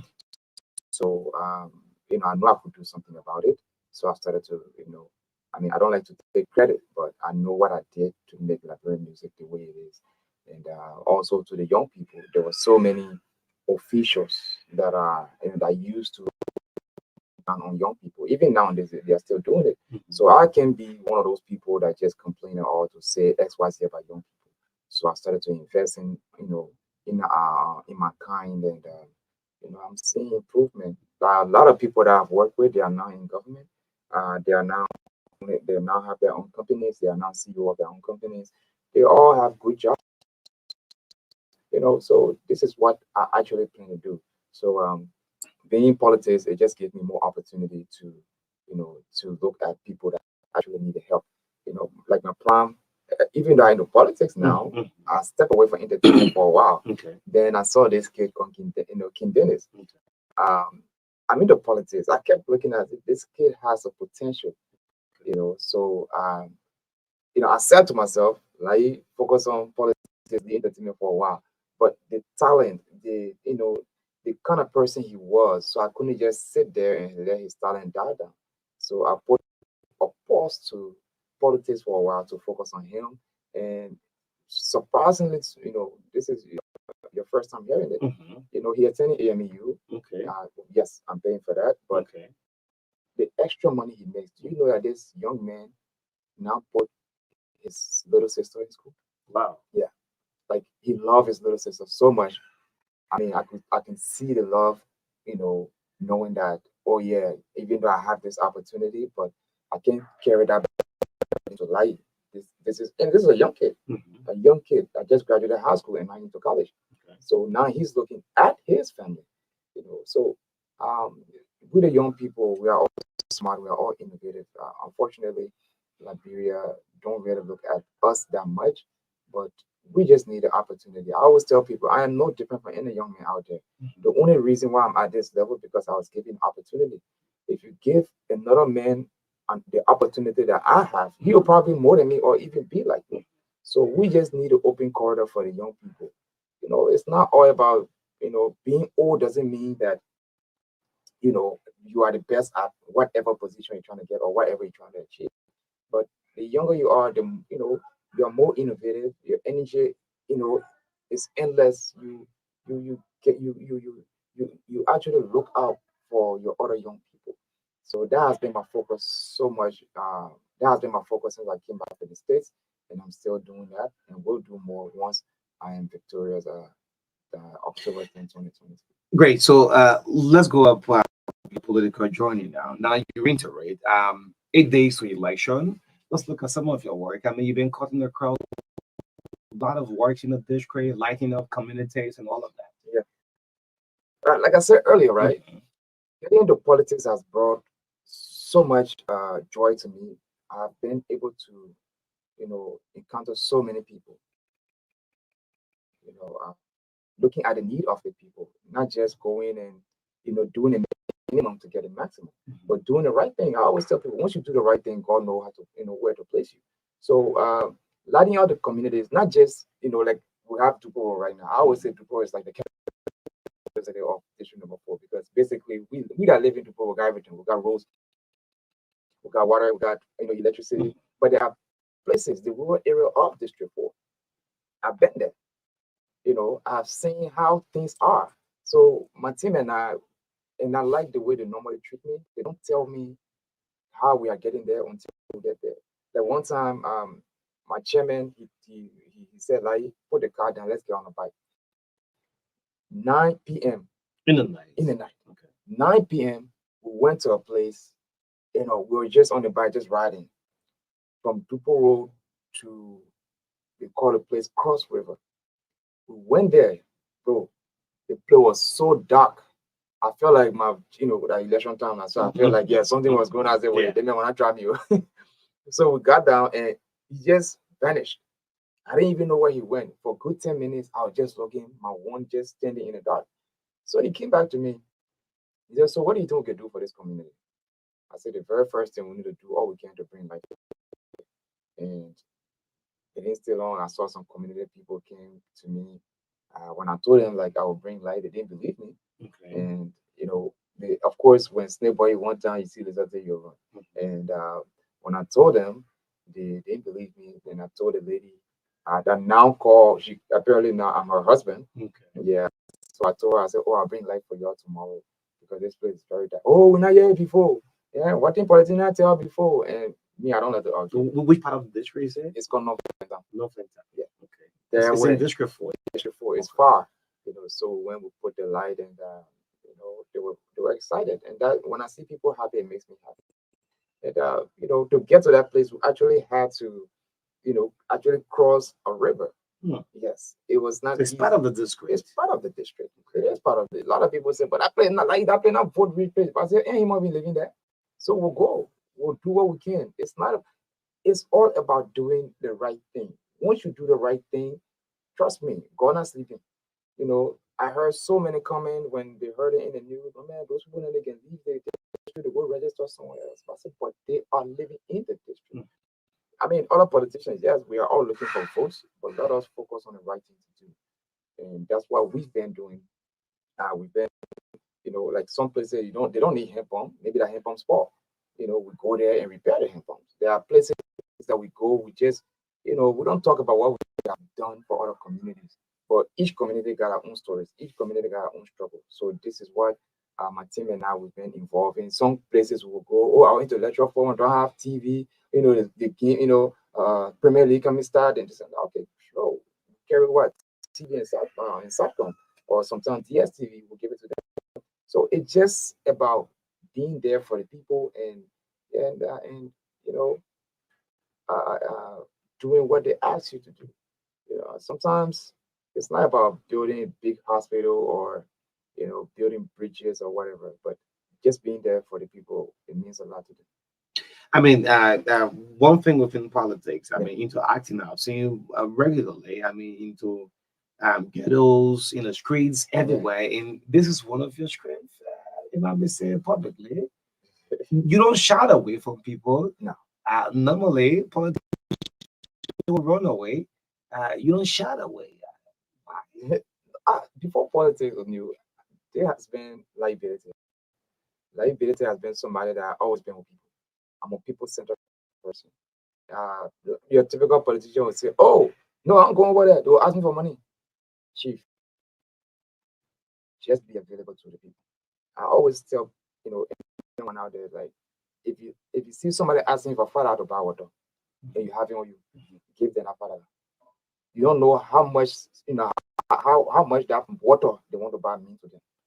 So give the $5.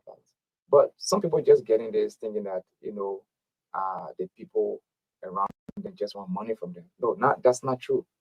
Sometimes just a simple company sitting down. Like my boys in the street, they get us sometimes. Yeah, they call me like, "Hey, come sit down with us. I'll go. We'll cook. We all eat." They see me in the street. "Oh yeah, see you drop us something." I drop them something. They are hungry. They may be hungry. They say, "Oh yeah, maybe when they see you drop us something, we'll eat." No, that's sometimes is the case when they see me. "Oh bro, when I start our day, yes, they came to me because what? Maybe they probably hungry. If I have it, why not get it?" So being around people and knowing their stories actually is my strength, and not just knowing their story and not do anything about it.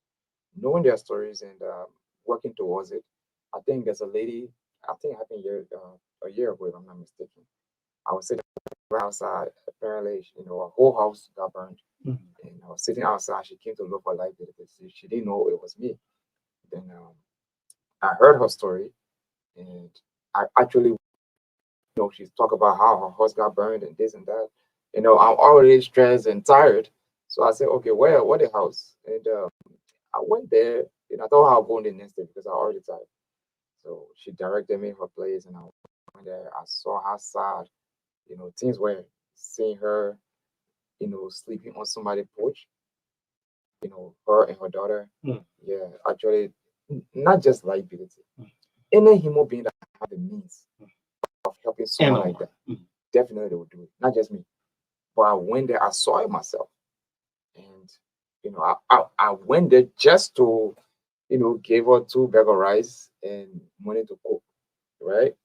But the was saw condition I could not, leave her just like that. So I were able to secure a place for her to stay. I didn't pay her house. That I didn't get money for that, but we were able to rent her a place to live. And I mean, nowadays, now, once you want public office, I mean, people they turn to you. It's a normal thing, about politics. yeah, like I said, when people won't come to you when they don't need anything. When they need something, you can do it. Do it. Don't say, "Oh, You don't run away. No, I said to someone, I said, well, why is one kind I'm seeing something before people want to one? I mean, I'm a bit confused. When it's not there, it is not there. It is. Thank you. It is not there. It's not there. When it's there, I give. And I'm not ashamed to even tell you that I don't have it. When I have it, you won't beat my butt. That's one thing. But once I have it, what you are requesting, What's the lawmaker you want to be? I want to be a lawmaker that will always be available to to his people. I want to be there whenever I am called. I don't want to be the lawmaker that you see once every 6 months or a year. I want to be in your face every day. I want to be able to hang out with people within the communities. I want to be able to, be there.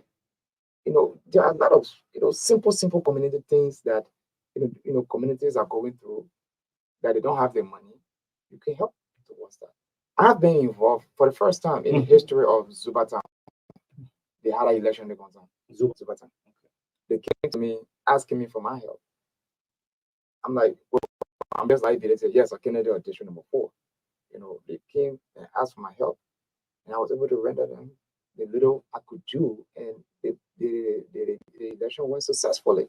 And after that, they came back, "Oh, we're hosting a tournament." I was able to invest within the tournament. I just didn't stay back. I was there. They invite my team and I for a football game when we play. That's the kind of leadership style I want to exercise right after winning this election.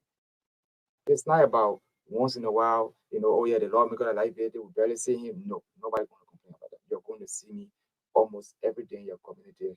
The most you will take when I see me will be a week because I will be working in a fair place. Great. So you're going with this mindset. What's the agenda you want to carry out for the district? Normally, people have the platform that someone is listening out to you. Probably they may not have any interaction with liability. What sort of agenda you have for district number 4? My platform and my plans for the district, I think we said it from the beginning. I want to create more opportunities for the young people. That is my primary plan, to create more opportunity for the young people. And when I say young people, going down to kids that are in kindergarten, school-going kids, because you cannot stop building house on the roof. We all want change in Liberia. But in order to have that change, we must start with the young one that will bring out the new things. So you cannot, again, to build a successful and well-built house, you have to start from the foundation. But we fail to realize that the foundation of this country depends on the young people. We are here, we talk about the ghettos, but what are we doing? Bro, do you know how many young ones out there not going to school today because their parents can't afford? There are plenty. A lot of people ask me, they say, like, why so much you are so involved with the young women? You are so involved with the young women. You give out loans. You spend your money. I say, you have no idea. People think, I hope I'm part of them take offense to this, but people think I'm very close to my father, but I'm close to my mother. Yeah, I'm very close to my mother. She's a caring person. So she always told me, no matter what you do, like, always treat the female character the best way you can. So I've been focusing on women empowerment. Okay. Yeah, there are a lot of women out there that are doing businesses in the market.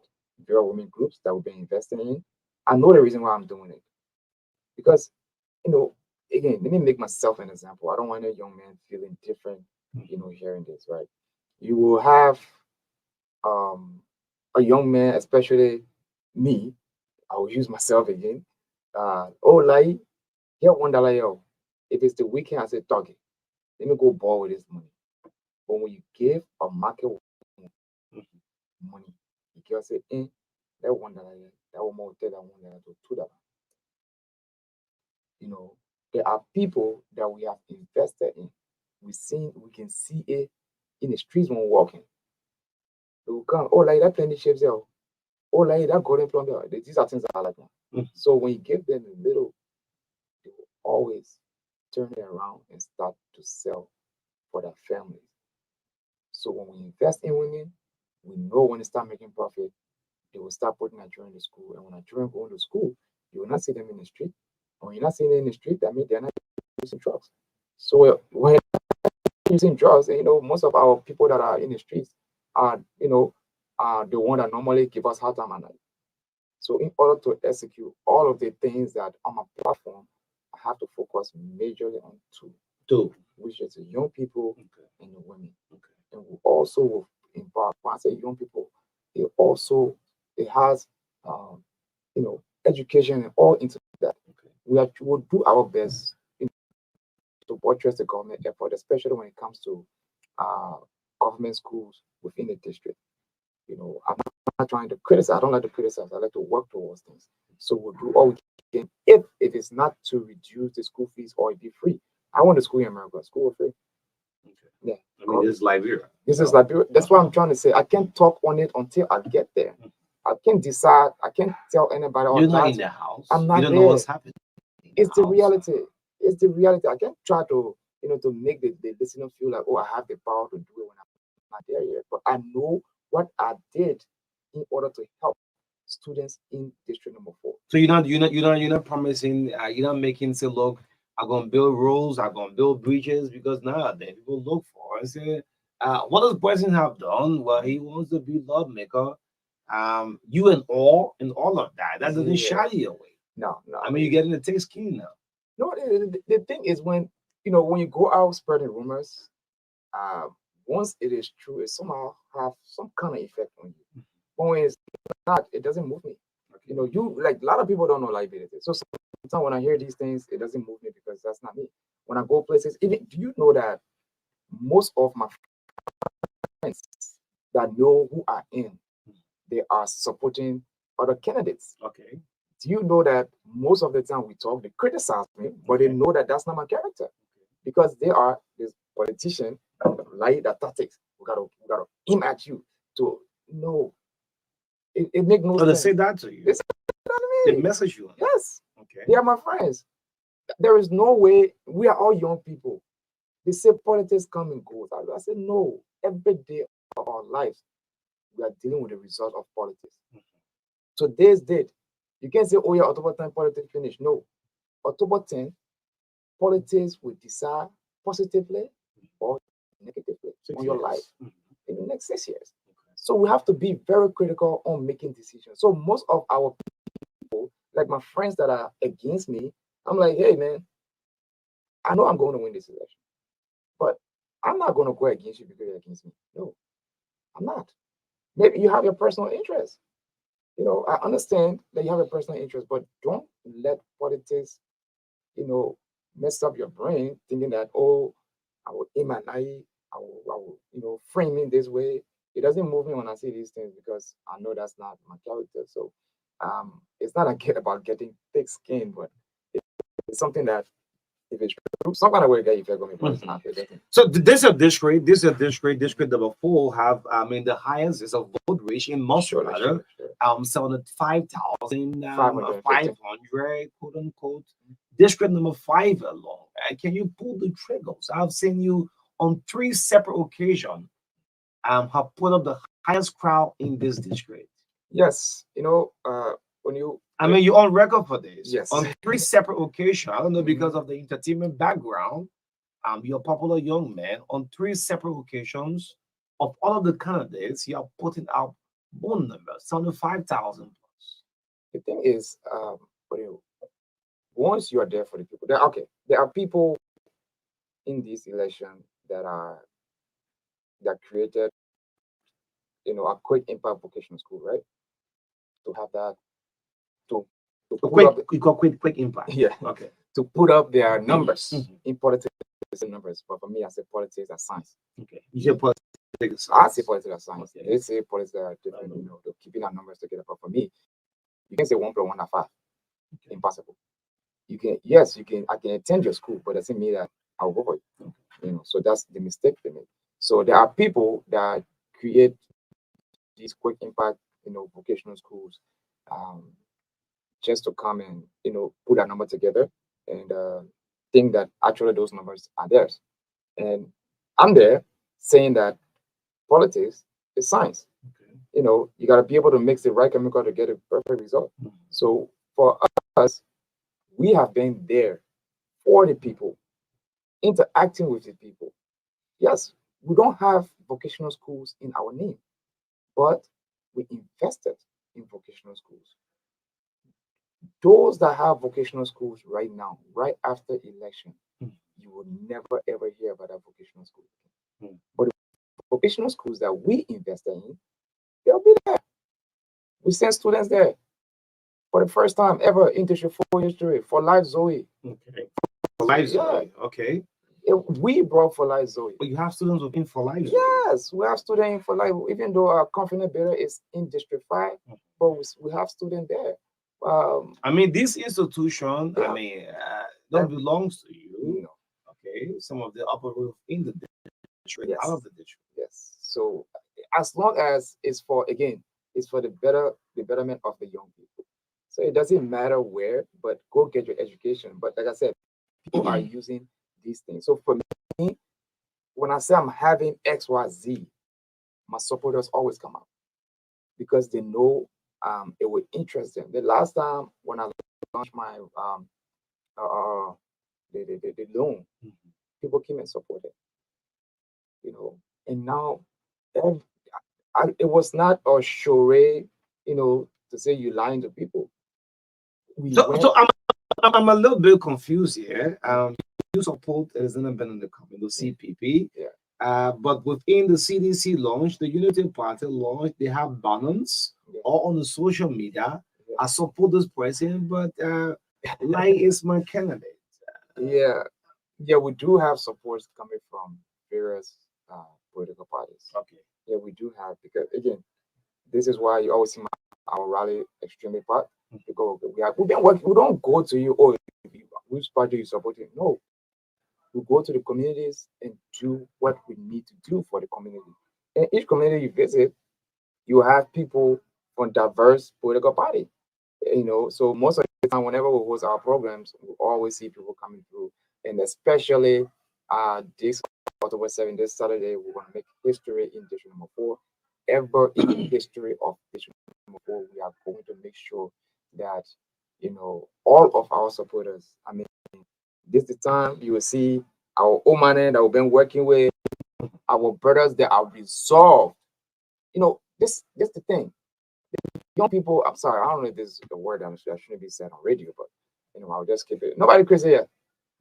You understand me? Okay. So the young people, you cannot fool all of us. You cannot fool all of us. The young people have already decided to vote liability. The old men have decided to vote liability. Our parents have decided to vote liability. The women. I was shocked I saw superintendents. Yes. Market superintendent. Yes. Yeah, we've been working on market. Let me tell you how I do it. If I don't tell you I'm liability, you'll never know. I do work in this market to just get, that side of the story. You go in the market, I'll tell you, my son, things not easy. Market high. Look at the table empty. The economy is not the way we want it, but we understand. So we started this loan process, and this is a promise to the women in the market of district number 4. Once I'm elected as representative of this district, I will make sure I invest in each and every market in district number 4, because I know the joy it brings. I know the result it gives. I've done it. When you invest in the market, you work with the groups in the market. They'll go out and they do themselves. Only you selling better about selling better about. You receive your loan, I receive my loan. You selling a better about $50, I can't sell my own 40. Who you think they will come buy from? They'll come from me. So now you say, but life, but about going fast. So now you want to what? Be a competitor. You now even come as low as mine or the same level as mine. So who benefit from that? The consumers. Okay. So the market becomes easy. People now go and get things cheap. But our lawmakers don't look at that. They don't look at people. You can kill so many birds with one stone. There are people that they will tell you, say, oh, things are expensive in the market. But when you invest in the market, not just the marketeers going to gain from it, the consumers as well going to gain from it, because things become cheap. So these are things that we've been doing in the district. We know definitely that we're going to be a better representative for the district. So I'm motivated every day when I see the young people around me, because I feel like they won't let me down. I know that they won't let me down, and I see it every day. You're about to launch again on the 7th. I mean, how many times you are putting up cry? It's not a scared tactic. You putting your opponent. Liability have been out with crowd and crowd. You're not tired. I'll probably get to the people. Goodbye. Thank you. See you on October 10th. Are you coming up on the 7th? Yeah, Chief, to be honest, it has been. Is it this okay, man? I mean, on 4 occasions, District 4 has seen your strength. Yeah. There is no secret in this district, in this county, that the number you're putting out, you're coming out again on the 7th. Yeah, I mean, we have worked within district number 4 around FDA side. We have launched there. I mean, not launched, but have program there. Rally. We have had rally in Soul Clinic. We have had rally in Dupo Road. So now, all of our supporters from the 3 regions, we are going to bring everyone together. Only I'll tell you this: we'll put nothing less than 10,000 human beings out on Saturday. Nothing less than Saturday. You sure about this number? Chief, just go out and ask about what happened in Saturday. They will tell you like they launch on Saturday. What was the venue? It's a Epstein Field right opposite our main office, our head office. So I'm inviting the the public. We've been very peaceful with our campaign. We have not been, we have not been interfering with anybody. I mean, this is your time. Yeah. Give up to neck. Yeah, this is my time. I give up to neck, and everybody I had a lunch in district number 4. We were far away. If you say launching Dupo, we'll go to FDA.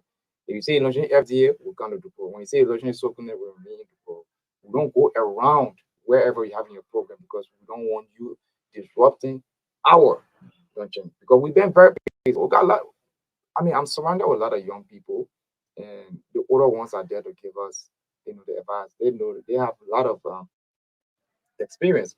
So these are things that they always tell us. So the 7th, this Saturday is going to be, we are going to make history. I guarantee you.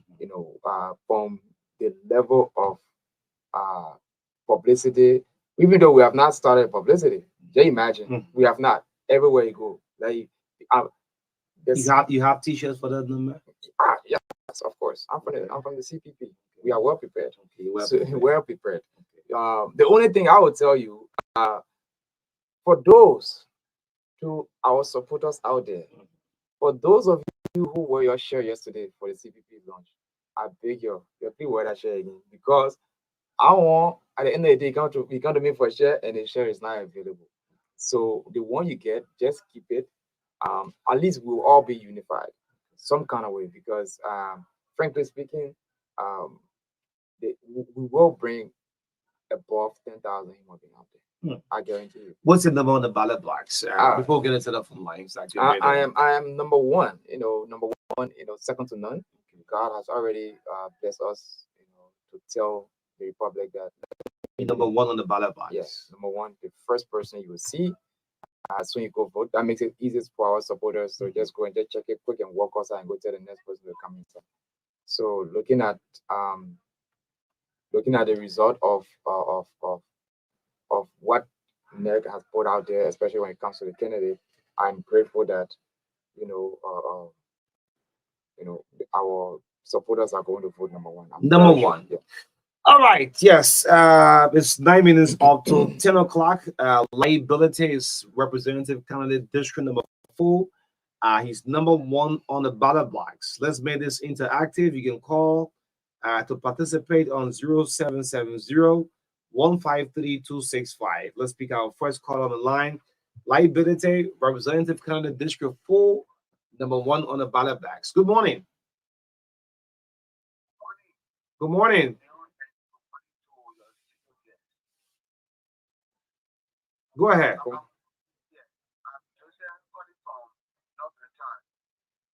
Is it calling from where? Northland Town. Go ahead.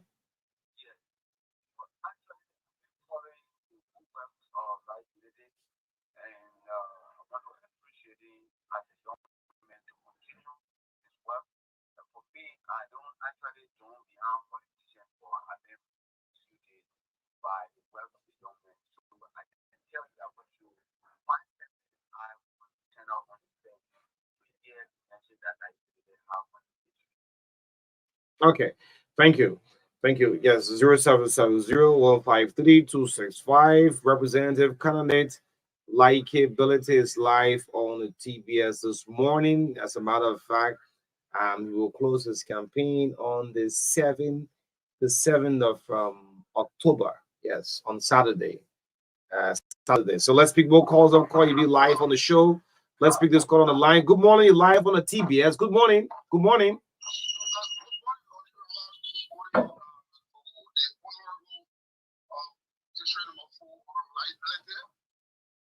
Which part of the district are you calling from?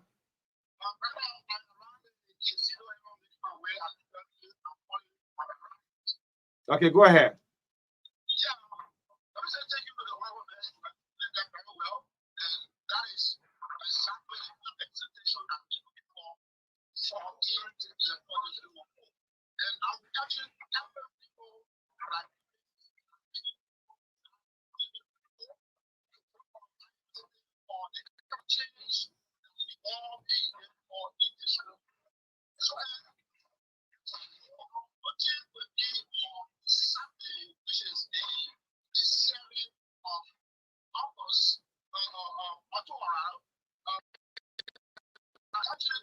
people like Nigerians that want to be part of that lottery to see reason to get our office as early as the 4th of October to pick up their t-shirts so that we can be in readiness to kick off our launching on Saturday. And our launching will be so clear and effective. Let me take this man again and say thank you, Udi Rawa, and thank you for Honorable Naike for also affording me the opportunity to serve as the chairman for one of the biggest political movements in the world. Okay. Thank you, Momo. Yeah, let's pick another call. 0770-153-265. Good morning.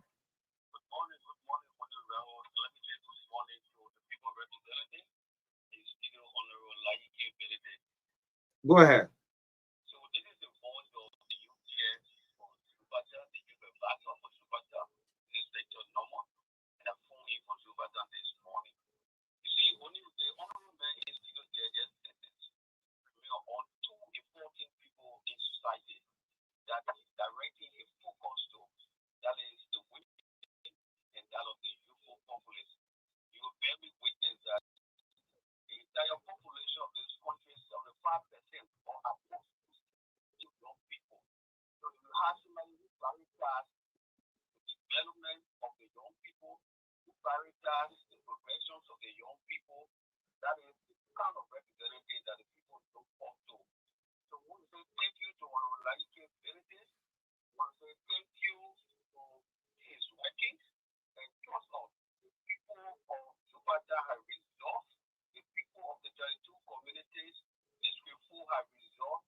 Come October 10th, we are going to make a decision to have you be our representative. And so on, when it comes to the 7th of October, we are going to for a human tsunami. It's going to be a human tsunami at the Asian market on the Kobe. Thank you. I want to say thank you to all of All right. Yes, let's see if we can pick. Yeah, Maka, you're coming in? Okay. Let's see if we can pick this caller. Good morning. Morning. Morning.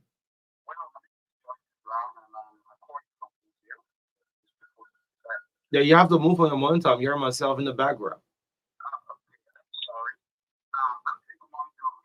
Which part of the district you calling from? So clinic. Okay, go ahead.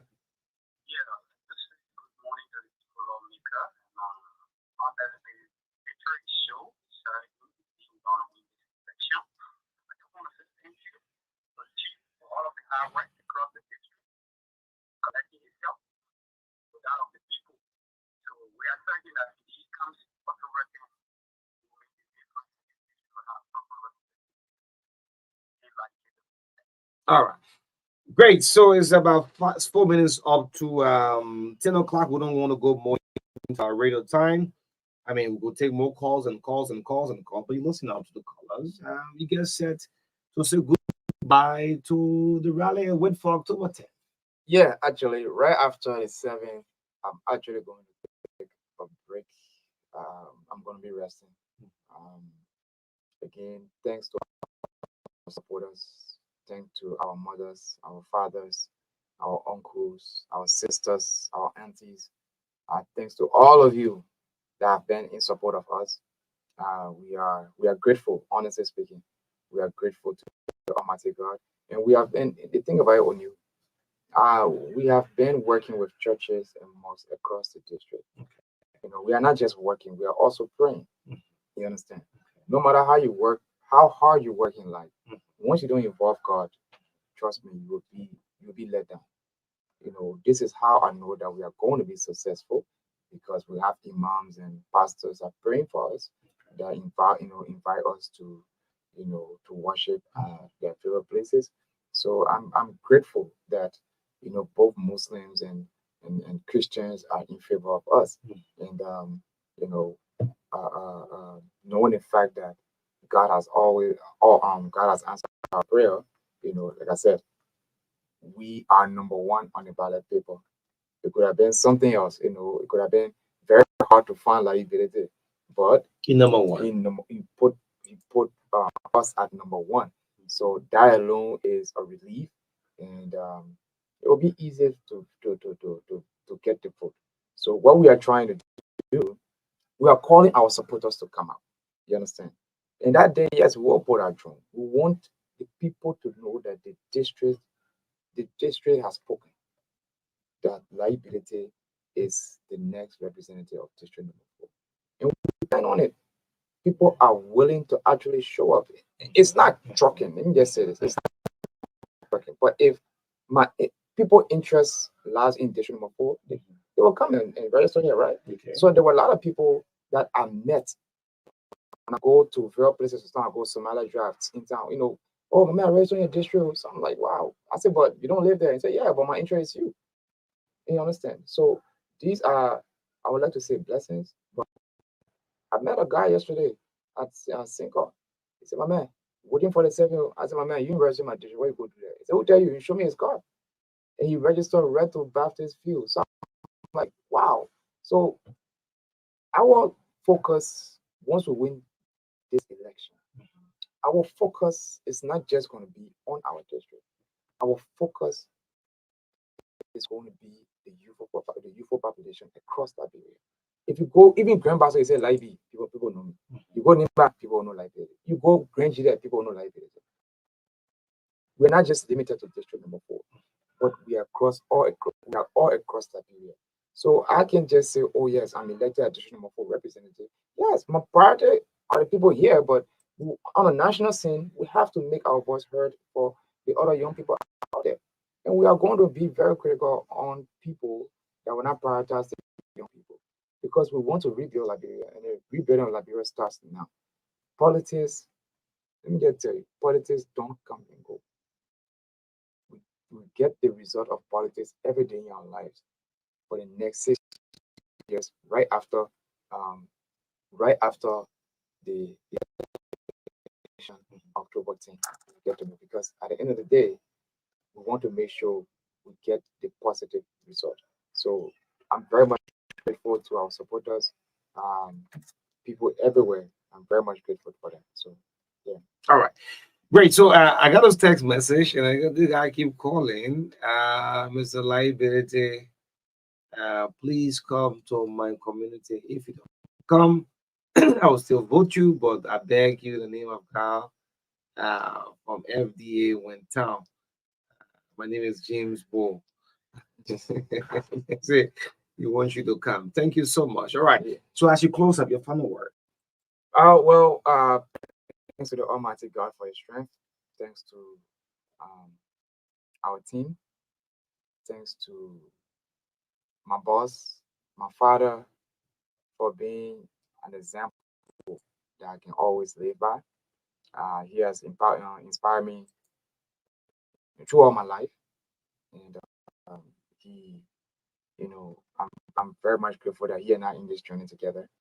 To my mother, who has been very much supportive as well, morally, we talk almost all the time, so I'm very much grateful to her. To our friends, to our supporters,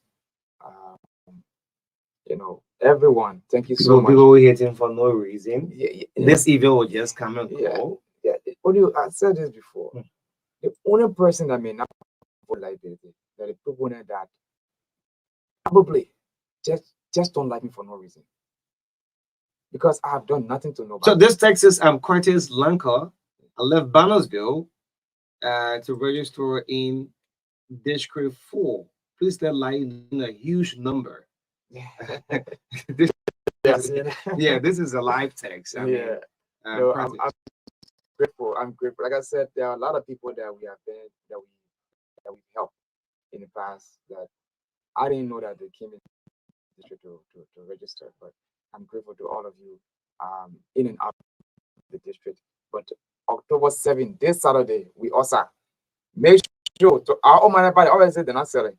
So we're all gonna be in numbers. There's a market right there to FSHMP where we're having the program. All those people say that day they come to be part of the program. So the young people, again, for what we did in the past, we did it because we had to. And seeing the results now and seeing you guys supporting me back, I'm very much grateful to you. We need this. We need this for more opportunity. What we did in the past, it was just an individual that was working, just liability one. So now imagine at that time we're operating with flashlight, liability one, a flashlight. Then when we win election, our general so that everybody can get, the effect of, youth empowerment across the district, in and out of the district. So please let us not be fooled. Only I always say this to people. After October 10, you'll get this. After October 10, all of the candidates that you and I know now will go back to the same place they were 3 years ago, where you didn't know them, I didn't know them. 3 years ago, let's take 3 years from today's date. I guarantee you won't know any of those candidates that are running today. Okay. But if you ask anybody, you take today from there, you say, okay, let me 1 year, 3 years, you will know liability. You will know liability, and I won't because of the working. Because of my working. Not just district for, but the context. Exactly. So let us not make that mistake. When we win this election, we just get more opportunity. For the people there, God forbid, even though it will not happen, the same way. And speaking to all flag, you have one of the largest investment in this district. I mean, they don't count that. People don't count it. People don't know that liability is the director general at Truth FM for the past 10 years. For the past 10 years, you just sit and work from the back. Yeah.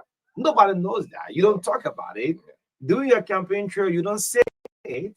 I mean, you're kind of different politician, man. Chief, because what is it going to benefit the people are talking to in the community? I go and talk about their community, what they need and want in their community.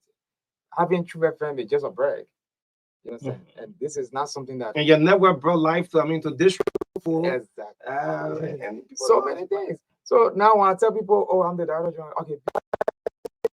Besides being the CEO of Bitcoin Entertainment, besides being the director general of Truth FM, what can you show? I said, okay, the person you're supporting, you tell me one thing that everybody know about them nationally.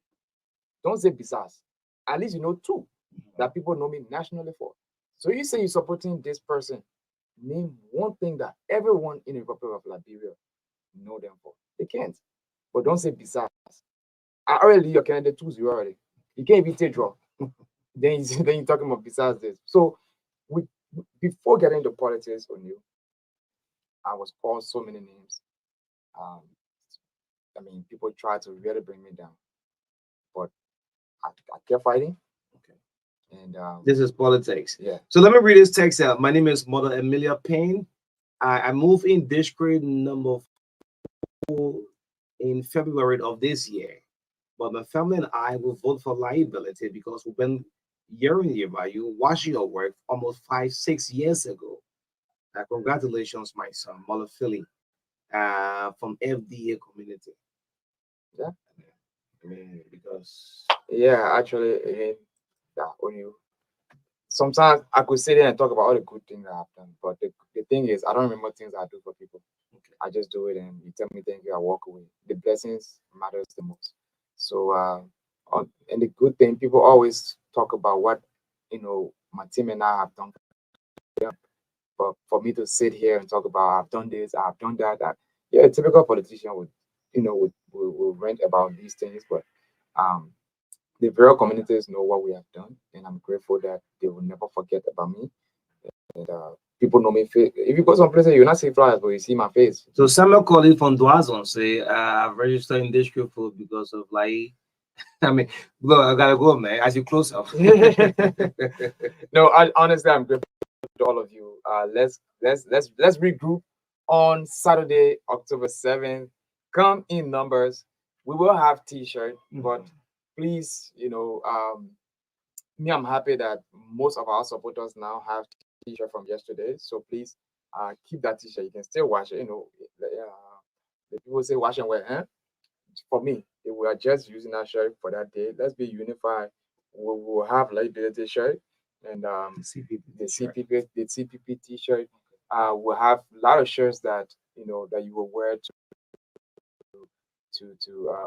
identify with us. But just be ready. We got so many entertainers coming to be there. I'm an entertainer, so my community say that they will definitely be there with me, and let us come and be part of this historic movement.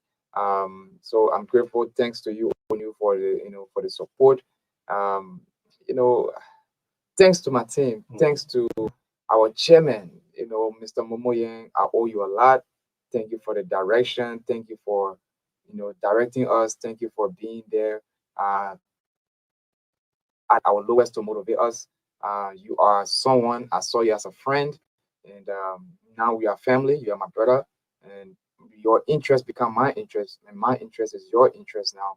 And you have been a very great help to this movement, and I owe you a lot. Thank you so much, Chairman Momo Yang. To all of our liability movement members, thank you so much for all of your hard work. And trust me, people think I've been those young men and women. I don't have that kind of money, you understand? But they all understand the idea.